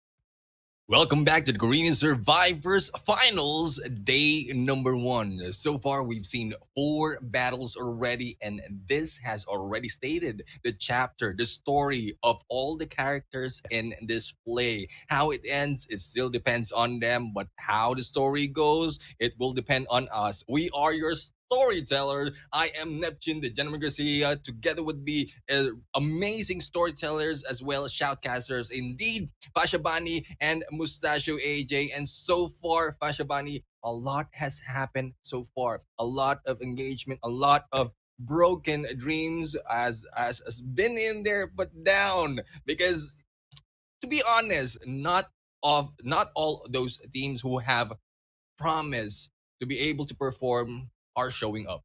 Agreed, agreed. The fact that semifinals was a different state, it was different performance they were putting out. We saw how amazing every single day, 3 days of that semifinals, we were already putting out there was already been put out an expectation. They already put out their own standard of how they were going to perform at the grand finals. But little do we know, they surprised us, and probably just how we've already predicted to be. We also give a little bit of analysis previously. We say even that tune already said that maybe because it's just the first day, they're just trying to test the water, trying to figure out what the feel is going to be like, especially when Group A and Group B join together. The different of momentum will be different when it comes to Group A. They already know how Group A potential will be, how the fight was going to be out. Group B already know how Group B it is, but then when matched up Group A and Group B, it's a whole new level of battlefield, AJ. Absolutely right. But maybe we are overanalyzing. Maybe the teams at the bottom deserve to be at the bottom. Maybe because they don't have the fire in them. I'm just teasing them so that they just bring that fire out. I mean, obviously we want to see them step it up on the battlefield, but we understand the difficulty that they are facing out there. Once again, it's not easy. It is not easy to be in this lobby. It is not easy to bag anything, which is what makes the moves of Vagabonds Esports as well as Four Kings and 13 Academy towards the top of the leaderboard so much more impressive. In such a tough lobby, they're still able to maintain their dominance, maintain their supremacy out there. But the Four Kings will still go on to struggle to find those placement points for themselves, which we do see them adjusting over the past 2 matches, but still quite a long way to go to catch up with the Vagabonds Esports, who continuously chug out the best round after round. 4 rounds in, Vagabonds Esports are still solid in terms of holding in that number 1 spot. Four Kings have managed to climb up to the 2nd spot just after the previous matchup, and obviously they are maintaining their dominance in that 2nd spot, trying their best to keep 13 Academy away from them. And 13 Academy has already fought this big fight already, right? Which is to stay away from the VVV squad. VVV, VD, and Vici still hot on their tails, man. I mean, we had to deal with this for so long in the semifinals, and they deal with it right now as well, Neptune. Yeah, I mean, we've seen how the movement of the BVB esports are.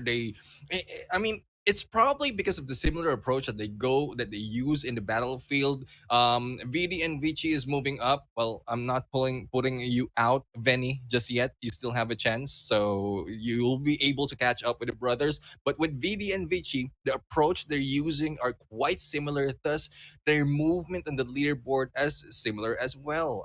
And from the way you look at it, Almighty Prime right now, who is below them, they went in from number 2 and is being pushed down by this teams like Four Kings, 13 Academy, VVV Esports, VD, and Vici. And they need to move it up a little bit. I guess that also explains the usage of the tank, because it brings up a little bit of a pressure as well as desperation, I would say, for some of the teams to use other means of attack.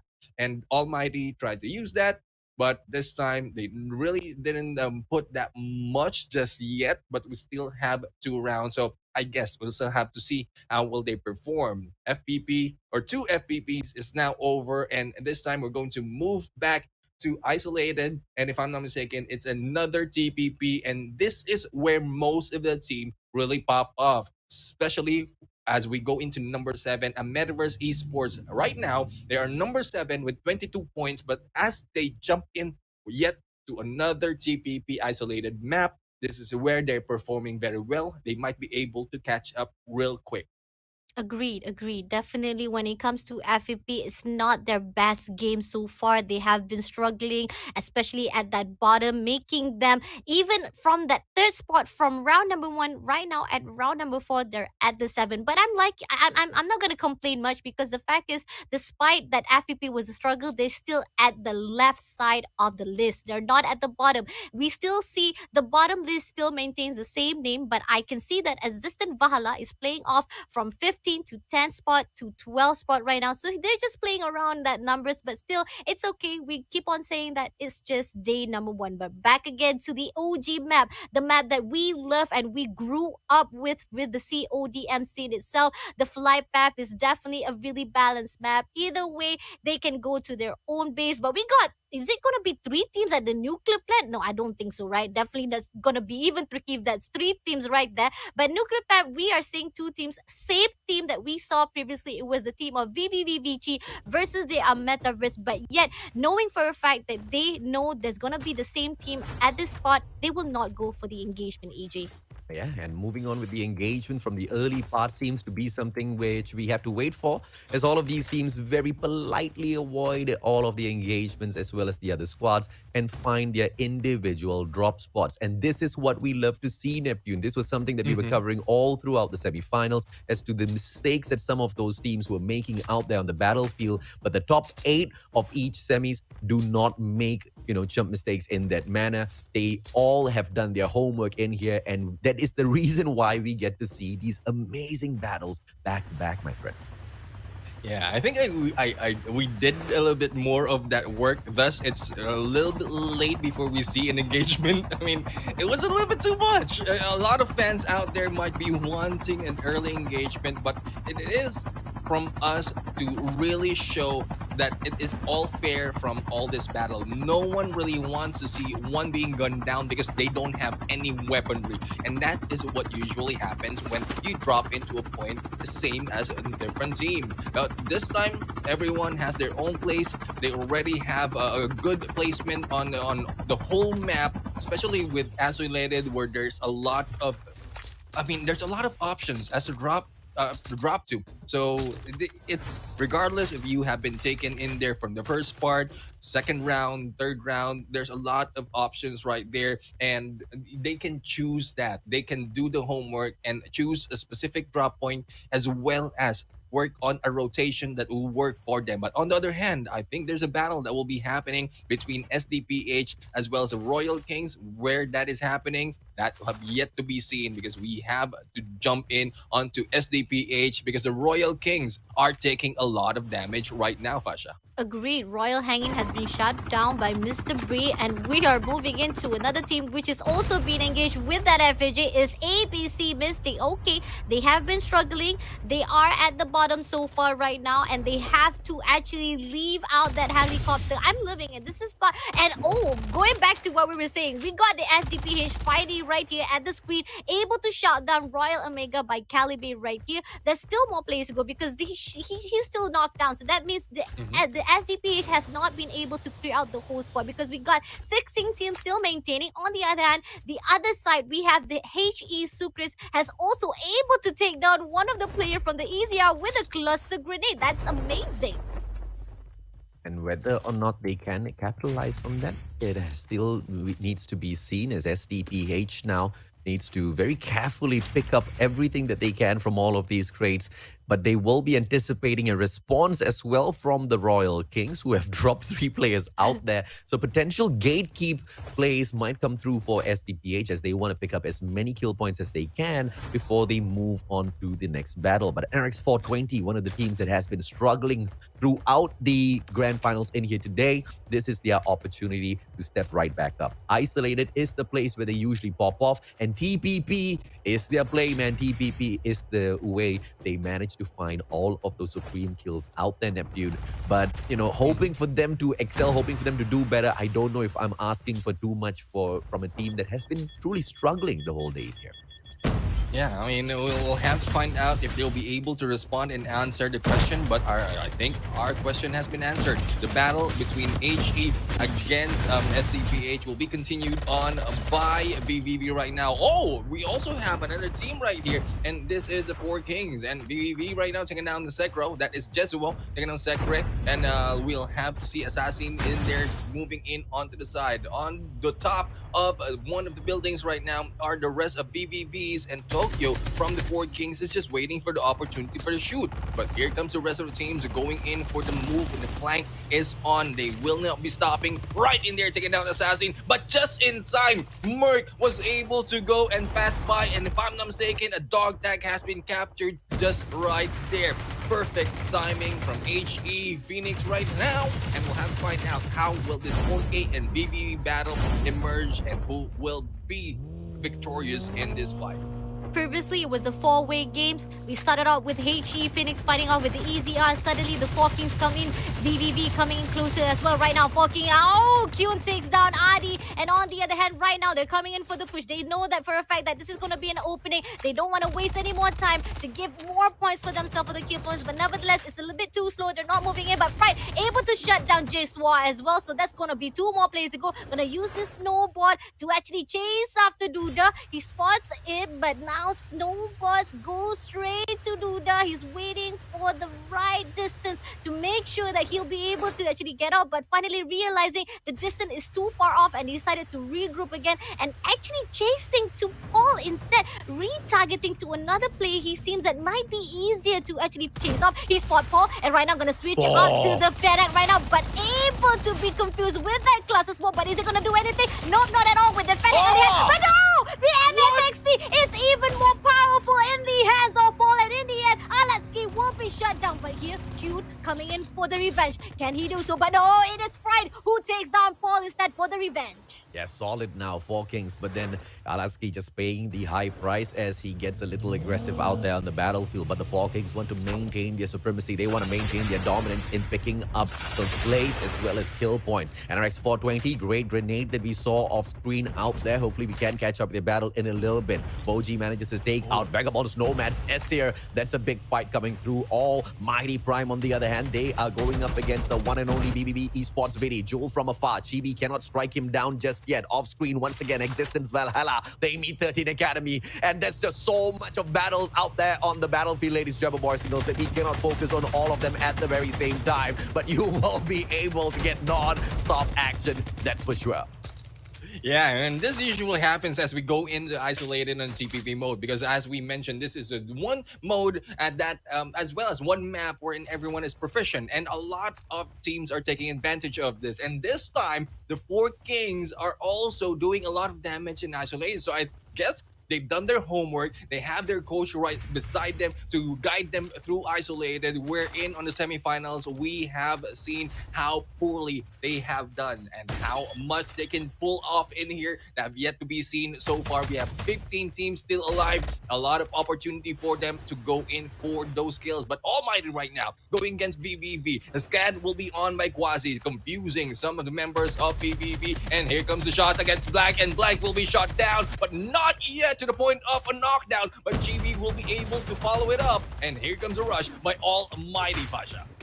But unfortunately, been turning the favor from the side of Vivi. Sato has done Quasi. One more play to go. Dre right now will be shot down as well. And in the end, the Almighty Prime, who's the one who hates to be the one to be taken down by VVV instead. They were the one who goes for the push. Instead, VVV holds their ground. And right now, left with one more player, Almighty Primes have to fall back from the engagement. But a wonderful job of the VVVVG for able to actually go in for that kills and making sure that they are not the one who will be cleared out from the zone. On the other hand, on the other area, we got the existent Valhalla fighting off with the 13 Academy, and I'm loving it. We are seeing a lot of teams are fighting off, but Almighty Chase is being spotted out. One more player to go, and is it gonna be the end? Chase is being chased. Irony for the name, but unfortunately, he's running away with the snowboard. But Blank is right here, already gonna close in the gap, and he shuts down Chase. And in the end, Almighty Prime will not be taken down easily, because the fact is the team of VVV is not going to let them take away the victory from their hands.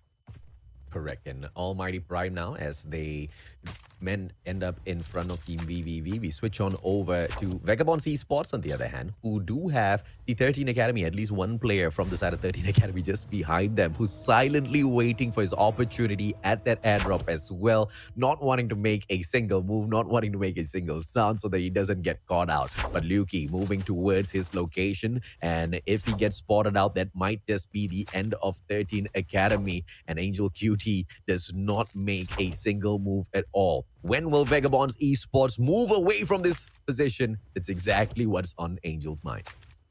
Yeah, I mean, I think it might take a little bit of time for Bagvans Esports to really move because they're inside a safe zone, and also seeing those fight happening, they're just waiting for the revive flight to come in. I think they have spotted one unfortunate soul that will be targeted right there, just on that soul compound in this open ground. On the other side, we have NRX 420 right now above VVV, and VVV in here needs to play it a little bit more safer. Boji is in there, will be able to gun down one of the members of VVV, but I think that is a distraction. The backstab will be happening right here, and we'll have to start from Secre. Secre making a miss on those shots, but Cape will be hit by the trap as well as gunned down, and here comes the rush by Blank, but Blank will not be pushing that quickly because there will be a lot of members of VVV, or sorry, NRX 420 going in, but Zeus will be taken down right now, and here comes Boji for the pick up of the dog tags, and here comes Cape being taken down as well.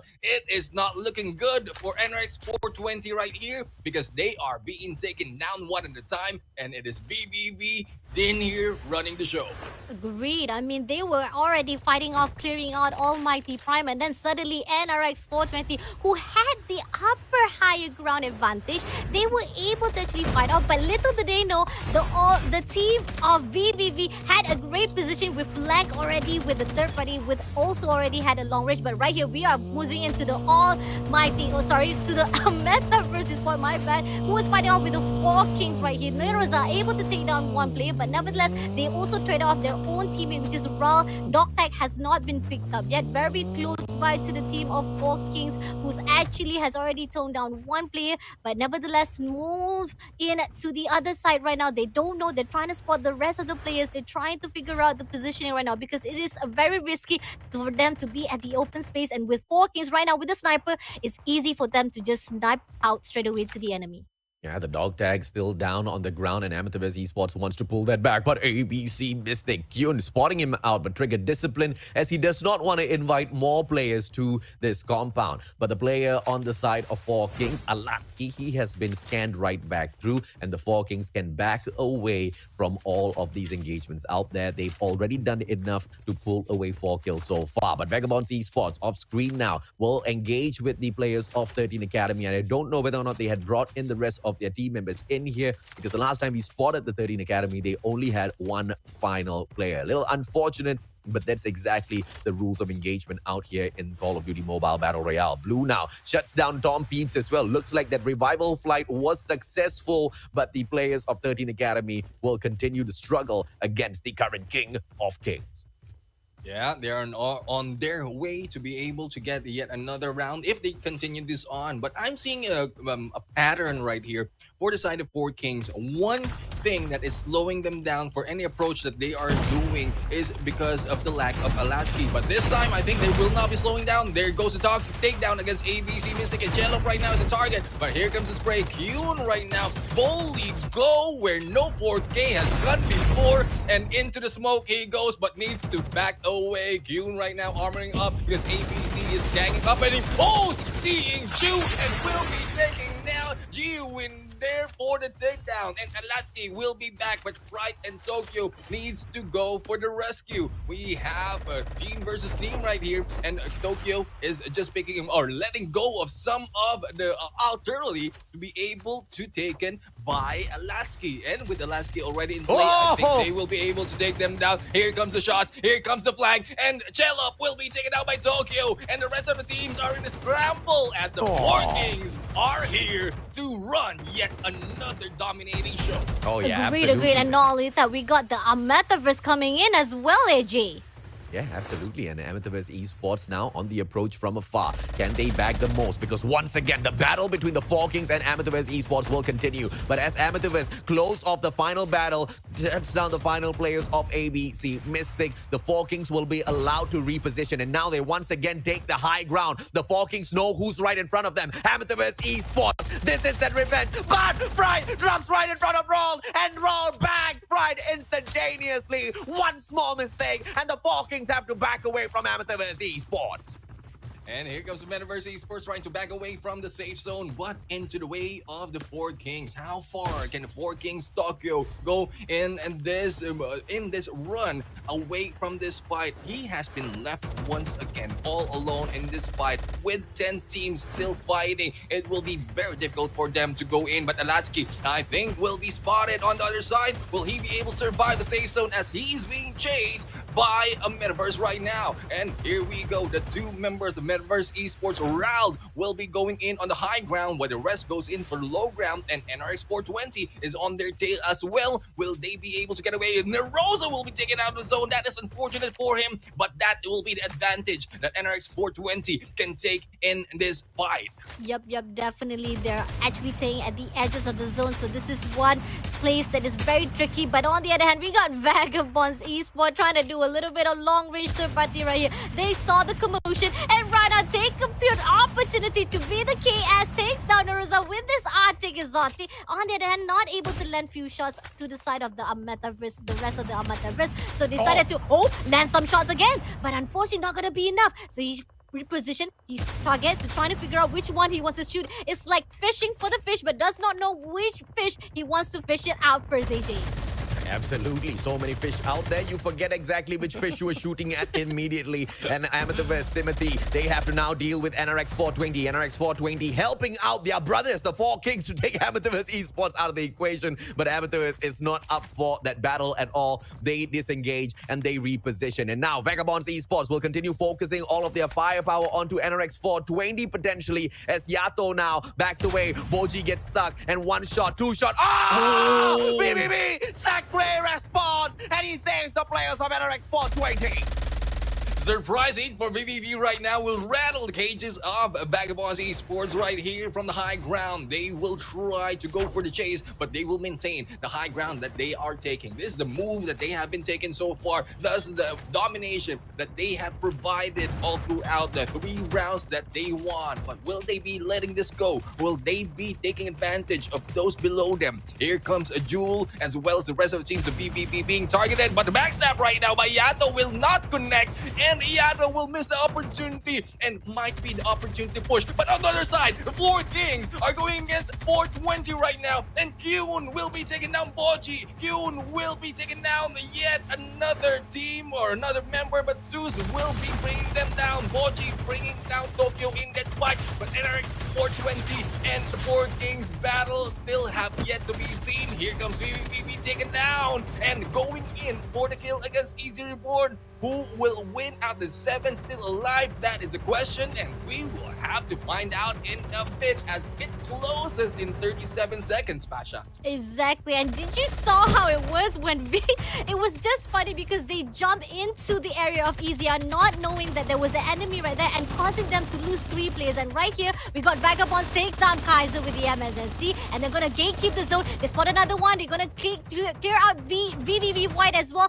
takes down VVV as well, and I think that is gonna be the end for the VVV guys, because right now we got 6 more teams to go, and right now SDPH is doing well. They were at the bottom, but right now they're at the top 6 for this round number 5. This is gonna give a lot of boost for the placement point, but nevertheless, fighting off with the Vagabond, it's not gonna be easy because the back is blue. It's just clearing out every single one of them with 7 kills in this hand. It's just superb performance from the Vagabonds. Yeah, valiant effort from SDPH surviving until this point. Definitely listening to exactly what we are asking of them to get those placement points out there on the battlefield. But it will also be the supremacy in terms of engagement from Vagabonds Esports that puts teams out like that. You want to get to the final circle, you need to be able to hang with the best. And Vagabonds Esports are the best of the best. And now Siora meets Nash and quickly makes his way back to the lobby. And that's exactly what happens as you find the players of the Vagabonds. But now 6 more players left out there on the battlefield. battlefield. It's now the players of Vagabonds going up against NRX 420. Zeus already on the ground, and Nash finishes that off. Peanut right at the back as he tries to remain silent. Manages to knock down Yato.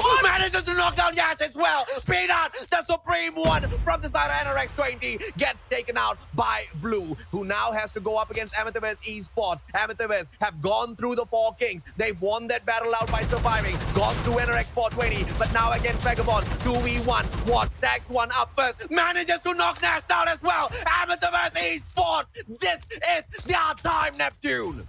Yeah, this is their time to be able to get back against Vagabonds Esports. We'll have to find out who will win in 1v1, but there goes the takedown confusion in there by Nash. And Watts right now is in there just spraying, but no! Blue in there from the low ground, hitting back, and Vagabonds Esports once again bags another pressurized win in this game. Ooh, I really thought that a Metaverse would have the upper hand, especially with the higher ground advantage. He could have actually taken a little bit of step back. He could have actually poised, especially take sweet time to take down. He was only 1v1. He has the specialty. SMG versus SMG, it could have been either one of them, but definitely when it comes to flanking, the strafing, the movement really goes out to Vagabond Blue. Amazing job. And finally, the curse has been lifted again. Vagabonds Esport bagging again the first place winner for themselves, AJ.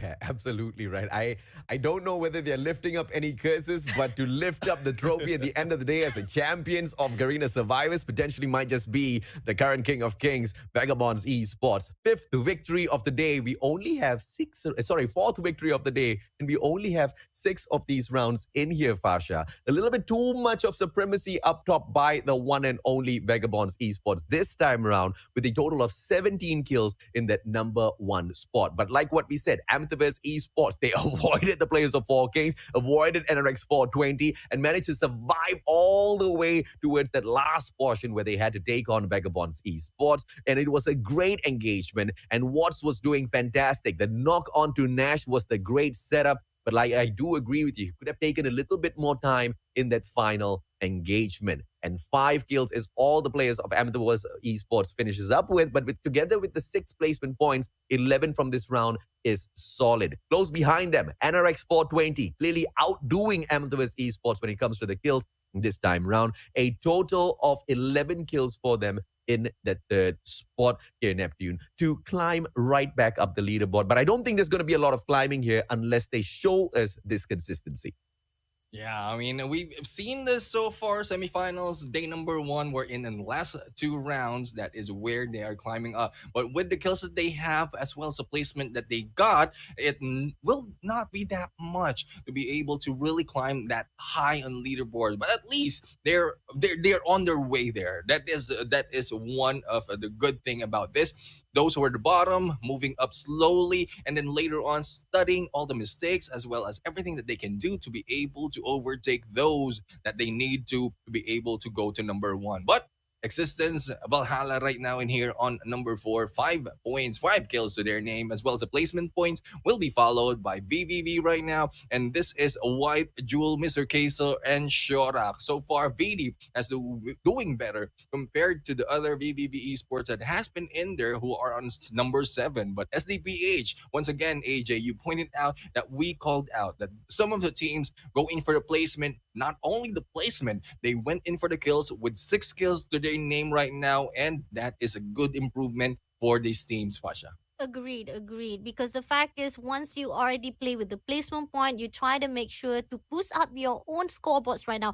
Placement points really plays it out well. With 6th place right here, giving at least 2 points for themselves is amazing. But then again, you want to make sure not just placement point will boost you up, you got to make sure the kill points will boost you up as well. And that's what we are seeing from the VVVG. Despite having that 7th spot in their place, they still got kills in their hands. So that's gonna help them out, especially maintaining at the left side of the list. And we got 8 spot goes to EZR. I'm loving it. Despite that, for round number 5, we are seeing all those bottom teams at the right side of the list finally able to push them through to the top 10 of the placement point. And I'm saying this is the only placement point that got 1 point. And not only that, EZR also got 3 kills in their hands. So at least it's not much, but at least we are seeing at least something that is being done, and effort is being done by those at the bottom, because it's not gonna be easy, but at least you gotta do something. You gotta step up, you gotta double down your game and make sure to do as much as damage and much effort as possible at day 1, even though it's just day 1. And at the 9th place, we got the Four Kings. Despite always being consistent at the top 2, top 3, top 4, right now they're being pushed back at the 9th spot. But don't worry, to the Four Kings fan, little do we know they are they're not the most killed, but they got the kills, more than 10 kills. They got double digit kill. We got 3 teams who got double digit kills for this round. So nine for the Four Kings teams, they got 12 kills. So despite at that bottom, despite not getting any kills placement point for themselves, it's still the kill points will make sure to maintain themselves at that top 5 spot. On the other hand, for other teams, AJ, what do you can say about them?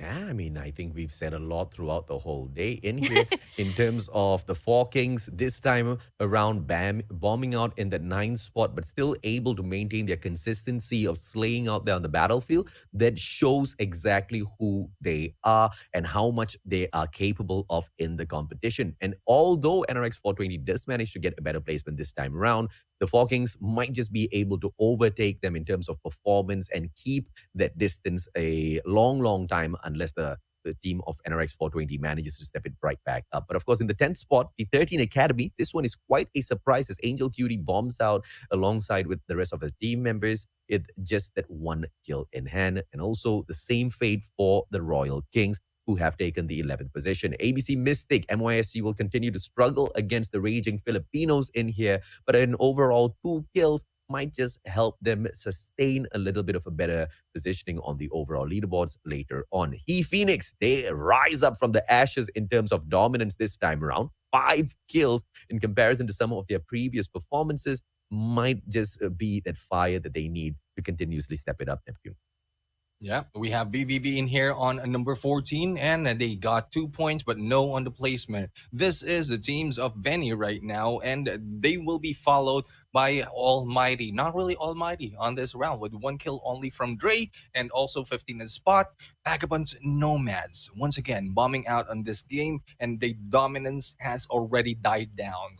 For how long? We'll have to see, because their brothers are doing much better compared to how they've done on the semifinals. So there you have it, guys. We have the post-game breakdown for the teams who went in for that round number 5. Jumping into the highlights, I think a lot more discussion puts into play as the movement of the teams will be coming up later as we go in on yet another round, or that will be the final round of today. It will dictate who will be dominant on this first day of the grand finals. But so far, I would say thank you once again to the teams who have been showing up right now, and a little bit more for those who are not. And also for the fans out there who are cheering their teams, make sure that you keep it healthy in the comment section, and make sure as well that you bring in more of the viewers right here, because a lot more will be in play as we jump in onto the next round, Pasha. Agreed, agreed. It's not done yet. The journey is not over for day 1. They still have 1 more game to go. So you guys gotta give more support for your teammates to make sure that their momentum has not been struck down. And right here, going back to the highlights right here, we are seeing the Vagabonds doing their best despite they were taken out during the round number 5. They were not able to actually maintain a win streak for their own first place point. But right here, finally able to maintain a great composure despite VVV Sora had the higher ground ground advantage, and then we were left with 5 more players. And this is the mistake coming from Sora, because he was pushing in, he was closing into the Vagabond Esport, not knowing that he's the only one left. And then Nesh comes in out of nowhere, just surprise him and say, "Ta-da!" Push, takes down Sora straight away. And on the other hand, right here, trying to make sure to give more pressure to the NRX 420, knowing that Zeus is already knocked down. Coming in, Peanut was doing well. He takes down 2 players, but nevertheless, Vagabonds, it was just amazing to maintain a composure despite having that number stack. It was just great. But Peanut, if it wasn't for the numbers, Peanut was able to do a great clutching at that moment. But right here, with a Metaverse was trying to hold out. We thought it could have been to the side of a Metaverse. They had the higher ground advantage, slowly coming in, takes down VB Nash with that Odin. A beautiful shot coming through, picks up the armor plate first, and then the smoke bomb collides first, making sure it clears out to make sure to see the enemy first. But then the movement was just a little bit struggle. Shots coming through, no accuracy whatsoever. In the end, the shots coming from Vagabond Blue instead takes him down. Is that Mactan versus Mactan? In the end, it's all about the movement and skills. And for the round number 5, we have again, the winner is Vagabond Esports.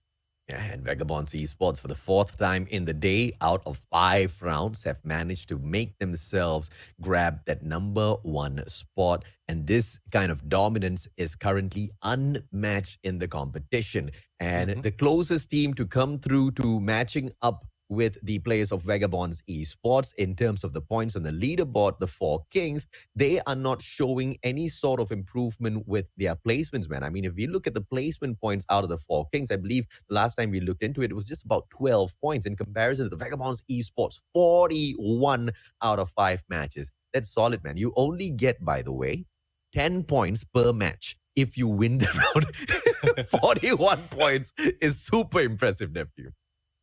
Yeah, I mean, there's a lot of points already in there being gathered by Vagabonds Esports when it comes to the placement because of the wins that they got. But it's a good point that you mentioned. Placements are still not working for the side of 4 Kings. And if they want to catch up against Vagabonds Esports, who are above them on leaderboard, they really need to work on that. Kills, no questions. They can put in all the kills. They can put in a lot of pressure against all the teams right now. But surviving towards the end, that is the goal. That is the key that they need to work on. And if they don't, they will be left out all throughout this 3 days of grand finals. But there you have it, guys. We have completed yet another round, and a few more will be seen right here. One more will be seen right here. So for those fans out there who are waiting, make sure that you wait a little bit longer, because we have yet another call right here. We have the purely the shelf crate, wherein the code is right there below AJ, and I can see Pasha right now taking the codes, and I think she will beat us to it. I mean, I don't know, man, because I hear from the comment section below that there's already fully redeemed already, and I'm like, oh my god, oh my lord. I mean, but then again, congrats to those who get it, because this is the time that you need to get the crate, because you're the only one who will able to get it. Something to brag out to your friends, that not only to brag your teammates or your teams that you support is winning on the battleground, you will also get a great reward that not anyone can have it. Only you have it in store in your account, and something that I would want as well, but unfortunately it's already fully redeemed. But for this new account, for the new code, please go get it before it is already been redeemed by anybody else. And remember, guys, there's another post as well at the Facebook page that will be given out CP as well. So please check out every single reward will be given out throughout this Garena Survivor, because we're not just giving the prizes to the players, to the finalists, it is also to the viewers for the love of the community, AJ. Absolutely right. The love of the community. You guys stay right where you are. Quick short break. We'll be right back with the final round.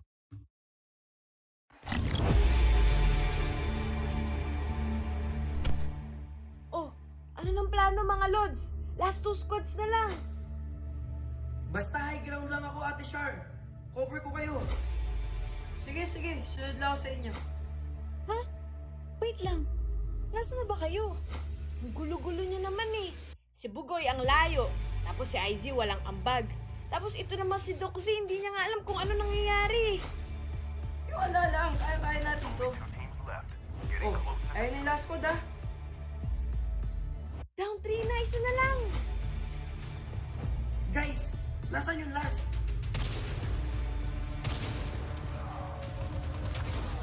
Ay, hassle.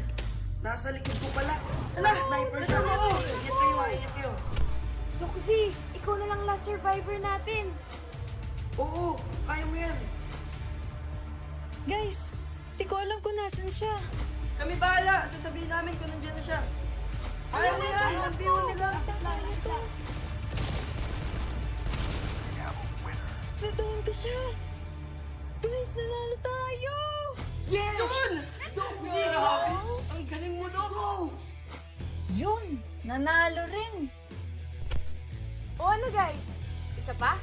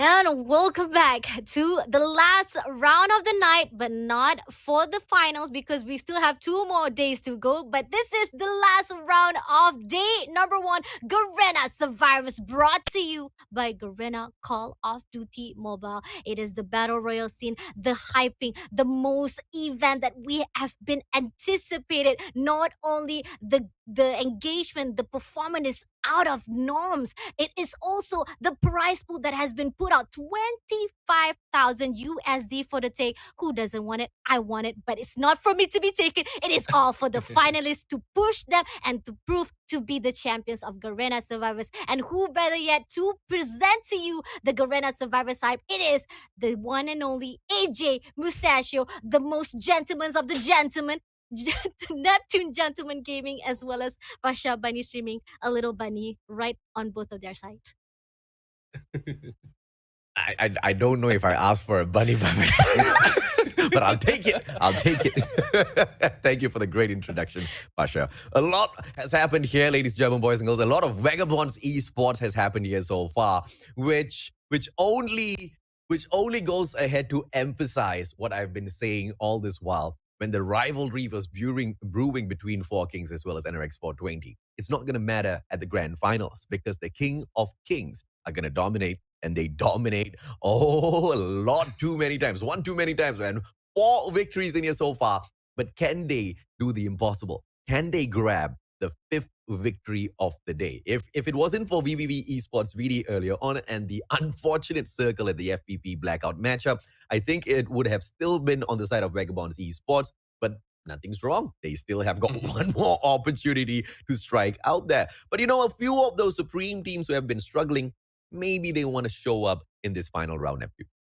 Yeah, I mean, a lot of teams have been showing up in the final rounds. Not only the Supreme teams, but those who are in here who really wants to prove a point. But it might be faltered by the mode that we're going into, because this time, apart from going in onto blackout, we are going in yet again for another FPP. But before we go there and discuss on what will happen on the next round, let's check out what happened for the past few rounds and how it changed the leaderboard. Because so far, AJ and Fasha, there remains Vagabonds Esports on top, and just on the first day was able to reach 100 onto the points. And I think this is already a record high for correct. this Garena Survivors. First day hitting 100. That is a big wow for them. Maintaining their place in there on number 2 is Four Kings. Yes, they're not doing that well on the placement, but this time they have done a great deal when it comes to the kills. And we're talking about the isolated map. We're in from the semifinals. We keep mentioning they are bombing out. They were bombing out on the isolated, not that much on the kills as well as the placement. But this time they were able to recover on the kills department, thus placing them on 65 points and still on second. And next to them is VVV Esports BD, still consistent on the gameplay as well on how smart they approach things. And they are still maintaining their points in there, especially in the placement, not that much on the kills, but the balance of both. This is what we've seen so far from both of the teams, Fasha. Agreed, agreed. And I feel like when it comes to kill points, definitely they have the most engagement when it comes to Forkings, VD. VD is on the other hand, they are balanced between the placement point and kill points. They have balance fighting. They either engage, and when they engage, they maintain a great composure to think about it. Don't push to on to the kill points, don't push on to overextend to get as much as of those performance and to fight on the battlefield. Maintain a great composure as well to get as much of placement point as well. So that's what we're saying by VD. But then again, they lost to those skill points, and that's what something that Four Kings, it has been done from the semi-finals as well. We saw how semi-finals Four Kings, they are indestructible. They always go for the kills. But on the other hand, we have been seeing VD always close to each other. They always had their brother on their other side of Vici being close together. But we are now seeing for the overall round of 5, 13 Academy able to split them out at that 4th place with 49 points, leaving 1 point. They left Vici with 1 point only, making sure that Vici is at the bottom. On the other hand, Almighty Prime still maintained at the 6th point with 38 points. A Metaverse Esport with 33 points, and NRX 420 from the right side of the list, suddenly at the left side of the list, AJ. Oh, yeah, absolutely. And it's not a lot of points from the left to right. So a single good performing round for any one of those teams on the left-hand side will quickly put them in the run for the top 8. But the top 8 is not what NRX 420 is looking for.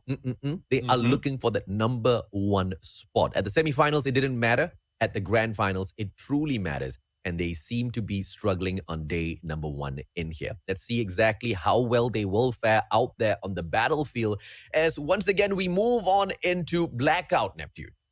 Yeah, on Blackout, we see there Alaski trying to go in and take that chopper, but I think he has been beat to it. Knowing the tactic, we'll have to find out how will Alaska survive. But on the other side, we have Royal Kings right now going against SDPH, and their meetup in this area is quite surprising. It is the first time that we are seeing both teams landing in this area. If I'm not mistaken, they will be battling it out each other, and Royal Kings, knowing that the Kings are getting a lot of kills from every gunfight in the start of the game, will be able to dominate SDPH right here. 2 down already for side, or 3 down already for side of SDPH, and we have yet to see Mr. Bree trying to get away from this battle. Hanging right now together with one more will be chasing them down, and how much damage can SDPH take is yet to be seen. But on the other side, off camera, we have seen Alaski being taken down, and the risky move that Alaski from Four Kings has been doing so far, especially with the chopper steals, with the Grand Theft chopper that he is doing, he will be waited on. He will be taken down in there and anticipated by the teams. But so far, it's up to the rest of the Four Kings to be able to rescue his dog tags and bring him back. Agreed, agreed. SDPH has been struggling very, very hard at this day number 1, despite hanging in with the best, is not really doing the best for themselves. On the other hand, Royal Kings, I like this. I mean, we have been seeing them from time to time, from rounds to round. Every time during the beating of rounds, they are very, very aggressive head on. They know for a fact when it comes to just jumping, landing straight onto the area, onto the location. If they meet with anyone, they take opportunity, knowing for a fact no one still has a full on, not to say full on, but probably like 80% of that armor plate. So definitely is something that Royal Kings takes advantage of. But on the other hand, going to the estate right here, we got ABCX Mystic versus the team of D, which is the team of 13 Academy. So far, both of them meet each other. No, it's not. Sorry, my bad. I thought it was 13 Academy. It's actually EZR. My bad, my bad. On this is actually both of these two teams are at the bottom right now. They're on the the right side of the list at the moment right now, and they gotta do something to step it up. And ABC, they know for a fact that the enemy is right in front of them. Information has been given, and it seems like the team of ABC Mystics is going slowly but surely to actually engage. And right now, Chalob coming in with the sniper, right, Simpson, but not able to connect the dots so far, not able to land any shots. And on the other hand, 3 players is already in. This is, I think this is the formation that we saw from the VB. And right now, snipers maintain at the back side, and 3 players going in for the rush, throwing the grenade right now, gonna go for the flank of the right side. Okay, on the other hand, EZR, they're gonna be corner out. This is lovely. This is very beautiful from the formation of ABC versus the team of EZR. Don't you think so, AJ? Oh yeah, absolutely right. And ABC is definitely going up against EZR in this scenario as Chillup continues chasing all of them down, AK-47 in hand. But Easy Reborn and Esports Magna will quickly back away into their compound and pull the welcome flag up for all of the ABC Mystic players to visit them in here. And perhaps that defense in terms of a setup is exactly what's going to be catching out the players of ABC Mystic. As you can see, Nick's trying to get up top onto the roof, but will not be able to position himself well. And EZR, I don't know if they're confident enough to take this fight. I thought they were going to set up a solid defense, but they still seem to be hunting for a better spot to hide themselves. They might just not know this compound as well as I thought they did. Yeah, I mean, they've been dropping in here for several times already on the Blackout map, and it is the ABC Mystic who have been the intruder in this area. And so far, ABC Mystic was able to, I would say, outsmart them in this play. But on the other side, we have the battle continues for Royal Kings, and they are being taken down by NRX 420 right now. Cape right there going in for the hit against Frosh, and it is Zeus as well as Cape who will be taken down right there on the ground. Now, Royal Kings right now has no chance or no way to let this go that easily, because going and giving that the advantage already will be onto them. But we have Omega as well as hanging right now going against Boji for the steal on those dog tags, and will be able to get away with that snowboard. And Peanut on the other hand will be able to pick up Zeus, but here comes the rush by the Royal Kings. Oh, Peanut in there with the VY-15, but a Peanut will be held by Boji right now. And we have one more for the side of Royal Kings, and there you have it. The Royal Kings has been dethroned in this map. A great composure, I gotta say. Royal, unfortunately, they lost that to the side of the Neranex 420. And on the other hand, going towards this area, on the other hand, we saw a metaverse. We thought it was easier with the team of APC Mystic, but now I see a metaverse is coming in for the party as well. But on the other hand, right now, they're also going to fight at the outside zone. But Timothy will be able to take down Dustin at the moment with the Odin, and spots one more player, but not able to land those shots. But finally, Dustin will be clear out straight away, and this is gonna be tough for the team of EZR. Not only they're fighting with the outside zone, they gotta get the dog tag, and a metaverse does not allow it. They're gonna gatekeep it, and going back to the fracking tower right here, we are seeing Vagabond Nomads fighting with the VVV. It's going to be the players of Vagabonds Nomads now. Travis quickly repositioning himself, but Fox manages to shut down Sato. That's the kind of backup you need from your team members, but Fox tries to get away, and he will get caught out by Sekre. Esir now down on the ground, bleeding out. It is all to Travis if he can pick him right back up, and Vagabonds Nomads, they will back away from this encounter because the players of VVV Esports Vici are on the chase. If Travis gets backed out, it's going to be game over for Vagabonds Nomads, the team that has dominated semifinals too, but struggle at the finals. Yep, they're struggling right now in the finals. We'll have to see how well will they be able to evade this chase by VVV right now. And here comes Travis. I think has been sighted already. But going up this hill, it's really a difficult move for him. But no, going for the prone. And Travis has made his mistake. Aaron, they're coming then down. And there you have it.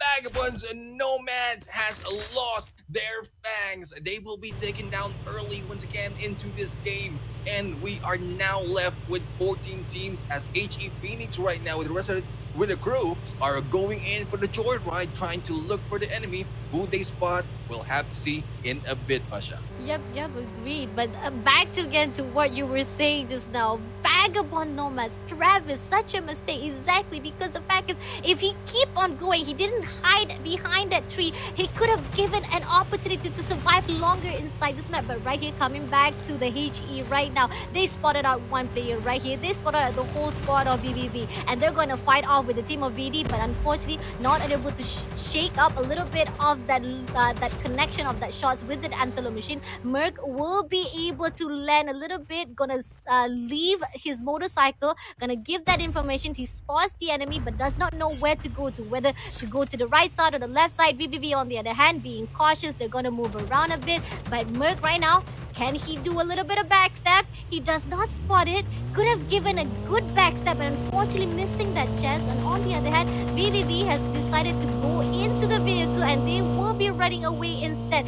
HE Merc comes back with a vehicle, again changing from the motorcycle to a rally car right now. And this is gonna be a bumper car. And hitting your own friend. What are you doing? But on the end, Burn shuts down Sora with that explosion of that vehicle. Amazing, with 2 players shuts down VVV. They are left with 2 more players to go, is it? Oh, what a play by He Phoenix, managing to hunt down the players of VVV. That's the kind of encounter which is quite rare out there on the battlefield, ladies and gentlemen, boys and girls. Now they will be gatekeeping the players of Team Vidi. Only one more left in the equation here, as the guy is alive, trying to avoid all of these engagements with He Phoenix. It was the play of that rally car that stopped the ORV in its tracks, and the rest of the players inside of the ORV just got gunned down, sprayed out of this lobby. But of course, the end is not just here just yet. VVVVD, they still have got an opportunity to be brought right back into the mix. 13 Academy, on the other hand, a quick smoke bomb towards the players of Vagabonds Esports. Let's see if Glad can take advantage of that. Yeah, Glad might be glad to take advantage of that if they have the opportunity. But going back to what HE Phoenix has done, apart from taking them down, they have placed those vehicles right on top of the dog tags, making it difficult for VVV to get and just swoop right in and grab them. Thus, a smart move from HE Phoenix. And not only smart, it is a good highlight for this team. They have used the vehicles but not to this level wherein they can take down one vehicle as well. And apart from that, we'll be able to take down 3 out of 4 members of the team. But 13 Academy right now is on their way, trying to get a little bit more from that remaining airdrop that we've seen on the map. But here comes Sato right now, taking advantage of the revive light. And this is the hunt that we usually see, especially for those who have been scanned. They are being hunted, and the vehicle will be taken down. Sato in there, right on with that thumper. And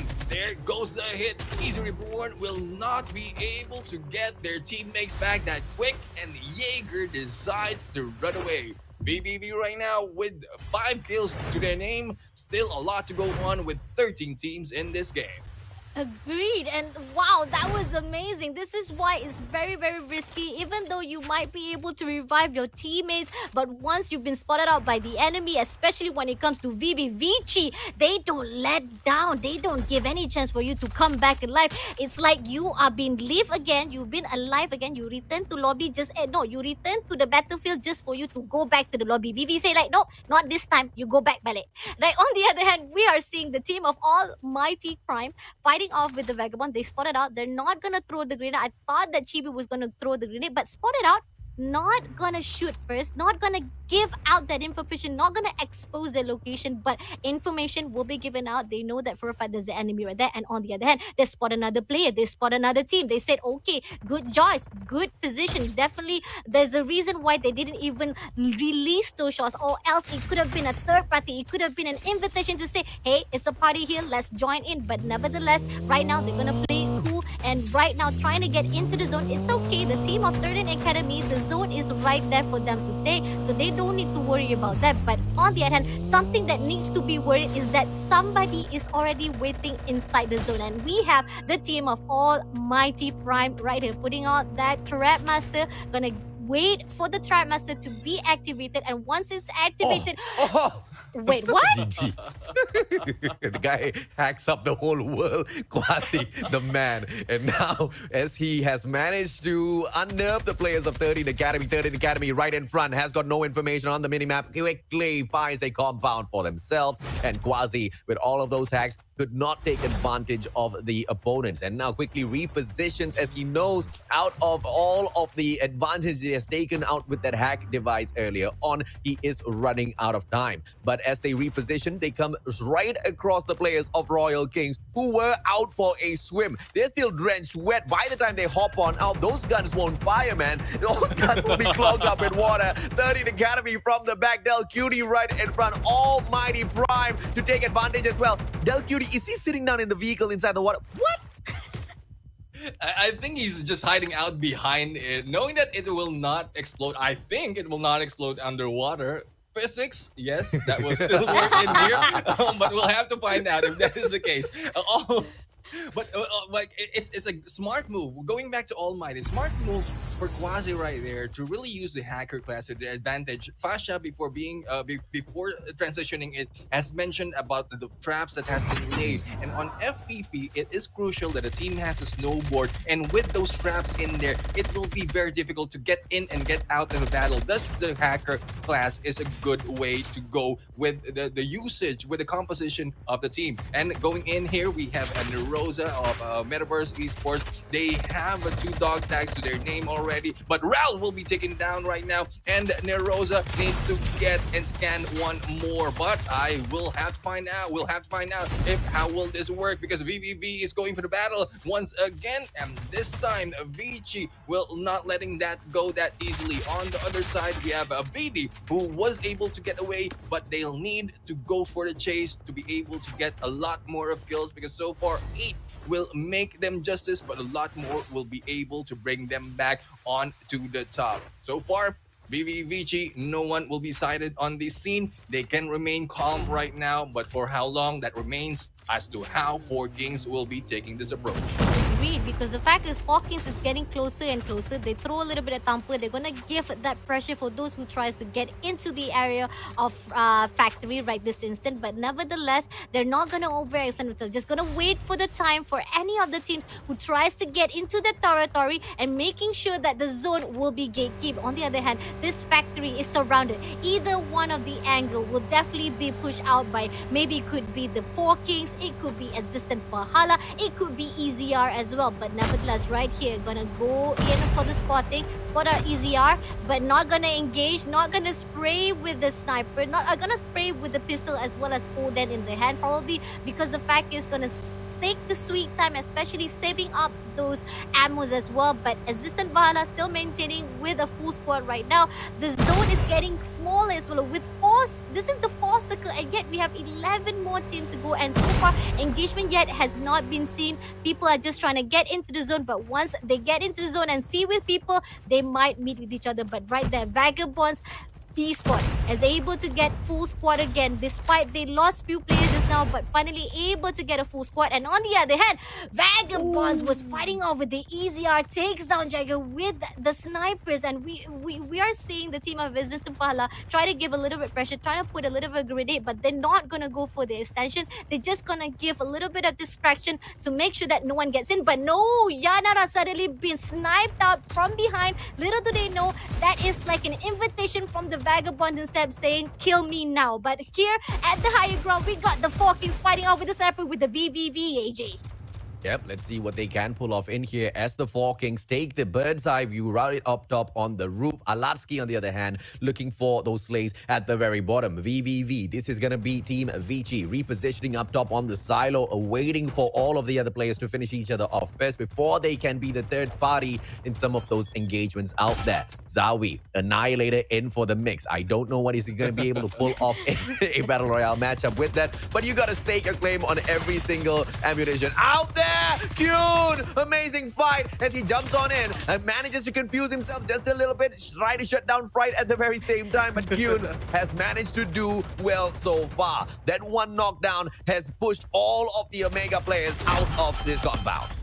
Yeah, out of this compound indeed, and in goes the rest of the teams in here for the fight against BBB. Existence right now, who were hiding out, is now in the fight against the BBB, and Sato being able to take down KKBJ right now. And on the other side, we have Mr. Kaiser being taken down by Tom Peeps, and we'll see how well will they be able to get their position. The traps has been triggered by a lot of members right now, and that is a good placement. And what is the hacker doing? This is a chance for him to really take out those traps, but secondly right now, I don't think he will be using that right there, but I think that is their trap on them. Here comes the push. Alatsky taking out Sato as he jumps out and jumping into the compound to be able to hide out. He have yet to see another kill from Alaski because he has already 5. Yep, a blank right here. Spots out Alaski. He's gonna do a little bit bad step, but Alaski able to pull through and reposition himself to run away from the side of Blank. And in the end, Blanks have to actually reposition himself and figure out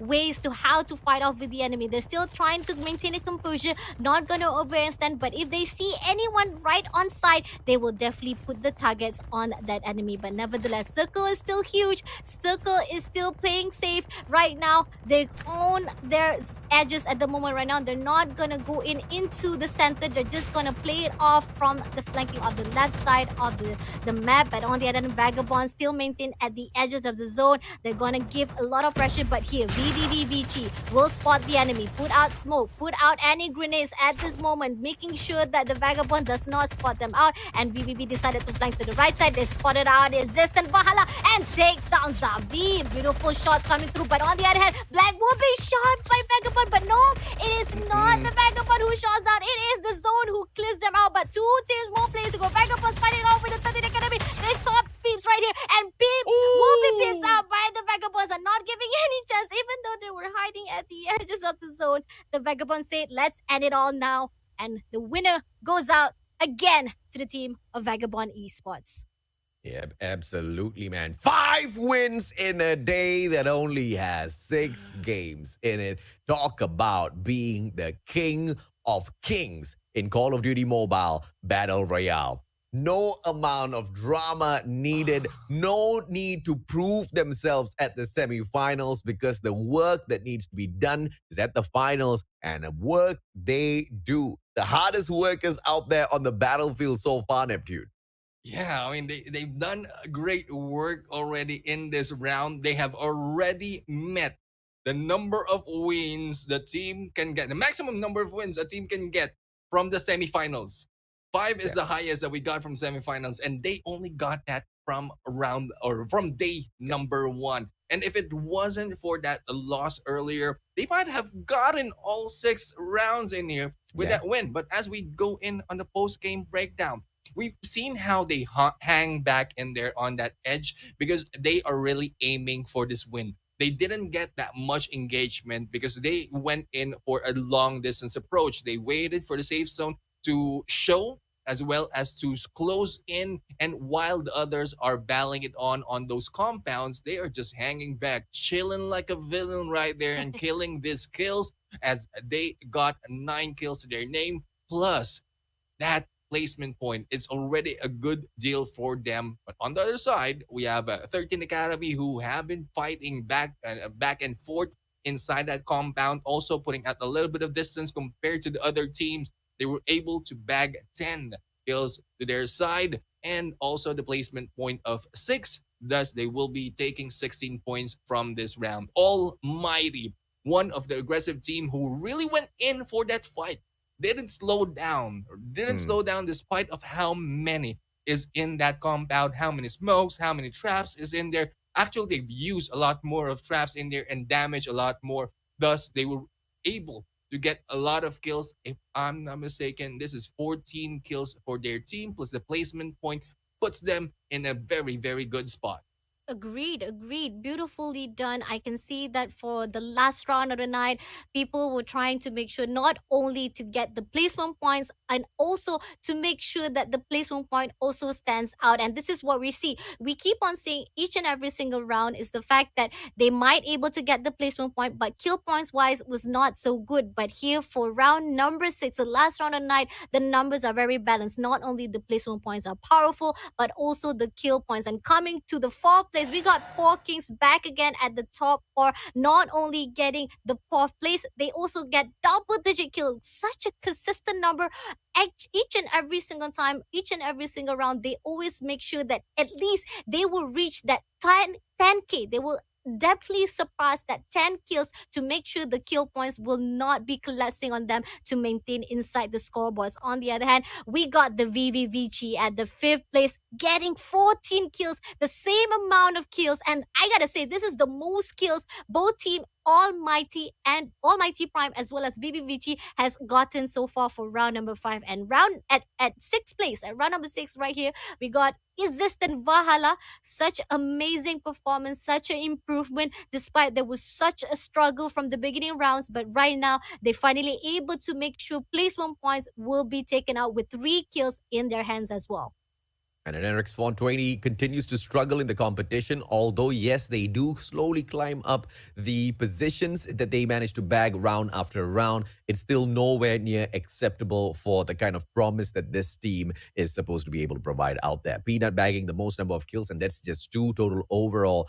Kills on the squad is only 4. Easy Reborn Esports Magna, on the other hand, just aim for those placement points and will be able to get 1 for themselves. VVV this time around, on the other hand, will be able to only get for themselves 3 points. And this is going to be team number 6 here, ladies and gentlemen, boys and girls. So that's team VD for you. Royal Kings, on the other hand, will be able to secure a total of 7 kills, 7 points down here at the 10th spot. Ooh. They are even outdoing NRX 420 themselves, which is absolutely amazing. And talk about amazing, here comes Amateurs Esports, 11th position, but 12 kills to their name. And even He Phoenix are slowly rising up from the ashes, because down here from the 9th spot onwards, nobody has got any placement points. So it's all dependent on their kills, and these teams are doing fantastic down here. Even He Phoenix managing to pick up a total of 6 points from this round, Neptune.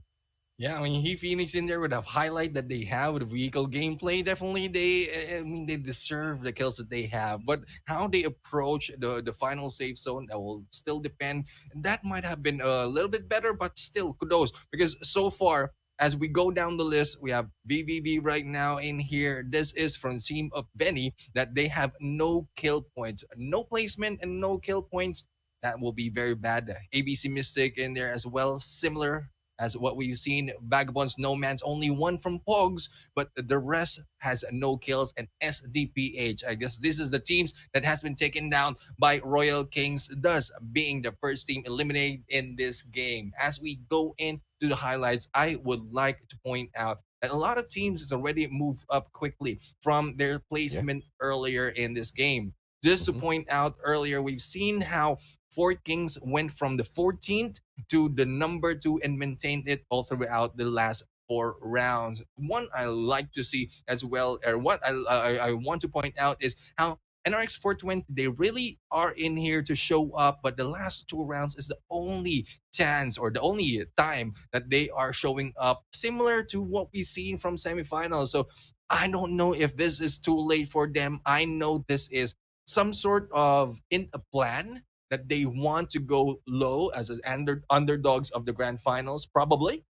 And then they will rise up later on as they step in close to a number 8 in there, or number 8 from after round number 5. So those are the things that we've seen so far. But a lot of teams that we have expected is not really doing that much because of the dominance that has been done by Vagabonds Esports. Agreed, agreed. And I like to point out too, I like the idea of the mind games. The fact that maybe there's a possibility the team of NRX 420 is just taking their sweet times. But here's the thing about taking your sweet times.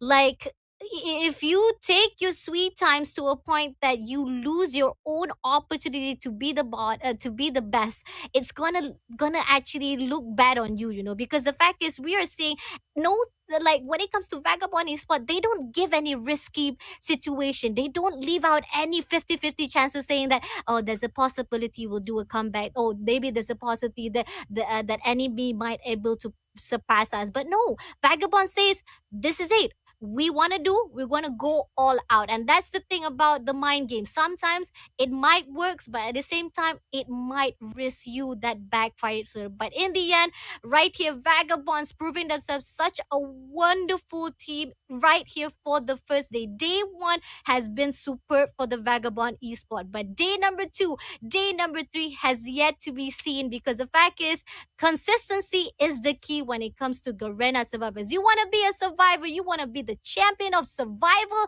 you got to survive each and every single days of the game, AJ.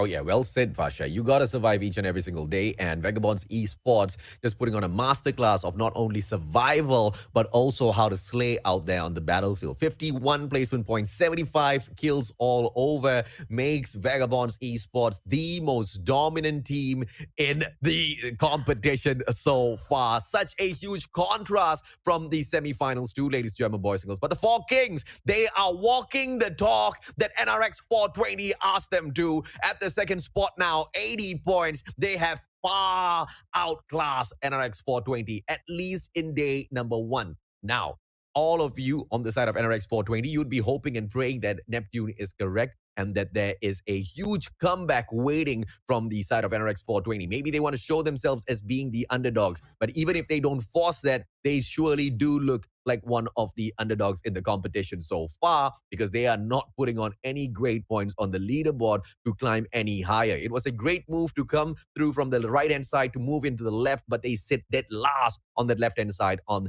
the 8th position. 13 Academy, on the other hand, supreme performance out there, making sure the consistency that they get through those skills as well as the placements that they get out there on the battlefield can match up even to the Four Kings themselves. They are just shy of 15 kills from the Four Kings, but we all know in terms of the dominance, the Four Kings are going to be able to beat them out a little bit. So the 13 Academy just needs to focus on some of their engagements a little bit better, because in day one is the day where we find out where are the drop spots. So if 13 Academy wants to prey on some of the teams tomorrow to get those extra kills for themselves to match up with the Four Kings, they'll be able to do that as well. So I'm really curious to see which are the teams that go out there to become the predators of the day tomorrow, Nephew.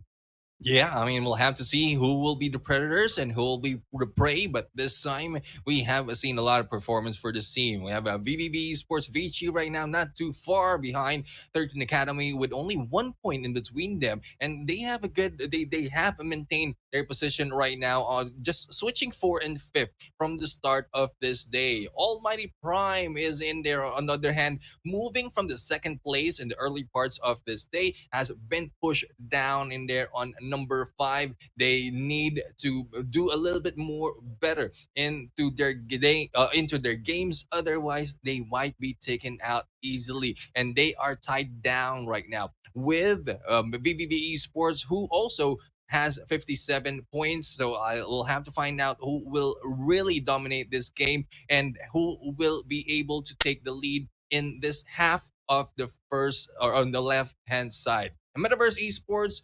they did good in those fights, but not that much, because they have been pushed down from 3rd this time on 7th into the leaderboard, just right next to NRX 420, who came from the bottom, from the bottom of the list, from the 15th to the 8th. So it's just such contrast, as you mentioned, AJ, between these teams who are trying to juggle how they will place on this leaderboard. Agreed. The fact that a lot of the switching names, switching ranks from the left side of the list is just phenomenal, especially with 13 and Academy. They were actually in between VG and VT, and now they're like, nope, we're going to leave both of these teams behind and putting themselves at the 3rd spot. But on the other hand, we got Existent Valhalla beautifully. I got to say, despite whatever, I know for a fact that we're looking for the champions. We're looking for those who are the best of the best, because the fact is, inside top 16. They are the best of the best. And to be here to qualify as a grand finals is just a superb acknowledgement and achievement for all of this team. And Assistant Bahala fighting with the best, hanging with the best is just beautifully done. We saw how struggling they were. They were at the bottom just now, but now they're striving. They're trying their best to get as much placement points and as much as skills as well. And just how AJ said, even them at the bottom, they still at least get some of those engagement as well to get it all and pushing them at that scoreboard. HG Phoenix as well, getting 26, tying up with Resistant Bahala, and Royal Kings unfortunately been pushed down. It's just a struggle despite they were getting a lot of their first engagement. They were the one who engaged first. And then we got Vagabond Nomads. Again, this is something that maybe we can also implement from the NRX 420 story as well. Maybe Vagabond Nomads is also taking their sweet times. I don't know, a mind games, but seriously, this is a huge gap, a huge difference between the semifinals and the grand finals, AJ. Oh, yeah, absolutely, right? So perhaps the underdogs theory might apply for Vagabond Snowmans as well, because they've shown us that they can technically go out there and slay. They can technically play those placements well as well, but you just do not see that on the first day of Grand Finals. Veni, followed by ABC Mystic, SCPA Generals, as well as Easy Reborn Esports Magna, wrap up the leaderboard at the end of day number 1 of our finals. Amazing stuff, ladies and gentlemen, boys and girls, for all of the teams out there, but only a few truly set themselves apart from the rest. But of course, this action will go ahead to continue tomorrow, Friday, the 10th of June at 5 p.m. at the exact same places that you are watching. We are on YouTube, we are on Twitch, we are also on Facebook. Thank you so much for all of your support. Thank you for those likes. Thank you for the subscribe. Thank you so much for the shares. You guys have just been a massively amazing audience all throughout today. Yeah, definitely. And apart from that, we like to thank all the content creators who really supported and bring in a lot of viewers right here. So if you're in there watching, still support us for the remaining 2 days, because me, Fasha, as well as Musashi AJ are here to say we are not going anywhere. So hopefully you won't be going anywhere when the show starts tomorrow, because right now we're about to end. You can do whatever you have to do after the show, because if you stay in there, you will not be watching anything. I mean, I'm so excited, really, because of the grand finals. I am just learning out a lot of things. We're in. It's just so, I'm so happy to be here and in the battle royale scene right now, and you can see the excitement that I have. My hair has been good earlier, but right now it's all messed up. It's all messed Dude, up. what can I say, man? We VR boys. We set up our career of Call of Duty Mobile with Battle Royale first, even before we went to MP. So this is a little sentimental to us, right? Garena Survivors is the place where, you know, we feel like we're finally home, Neptune.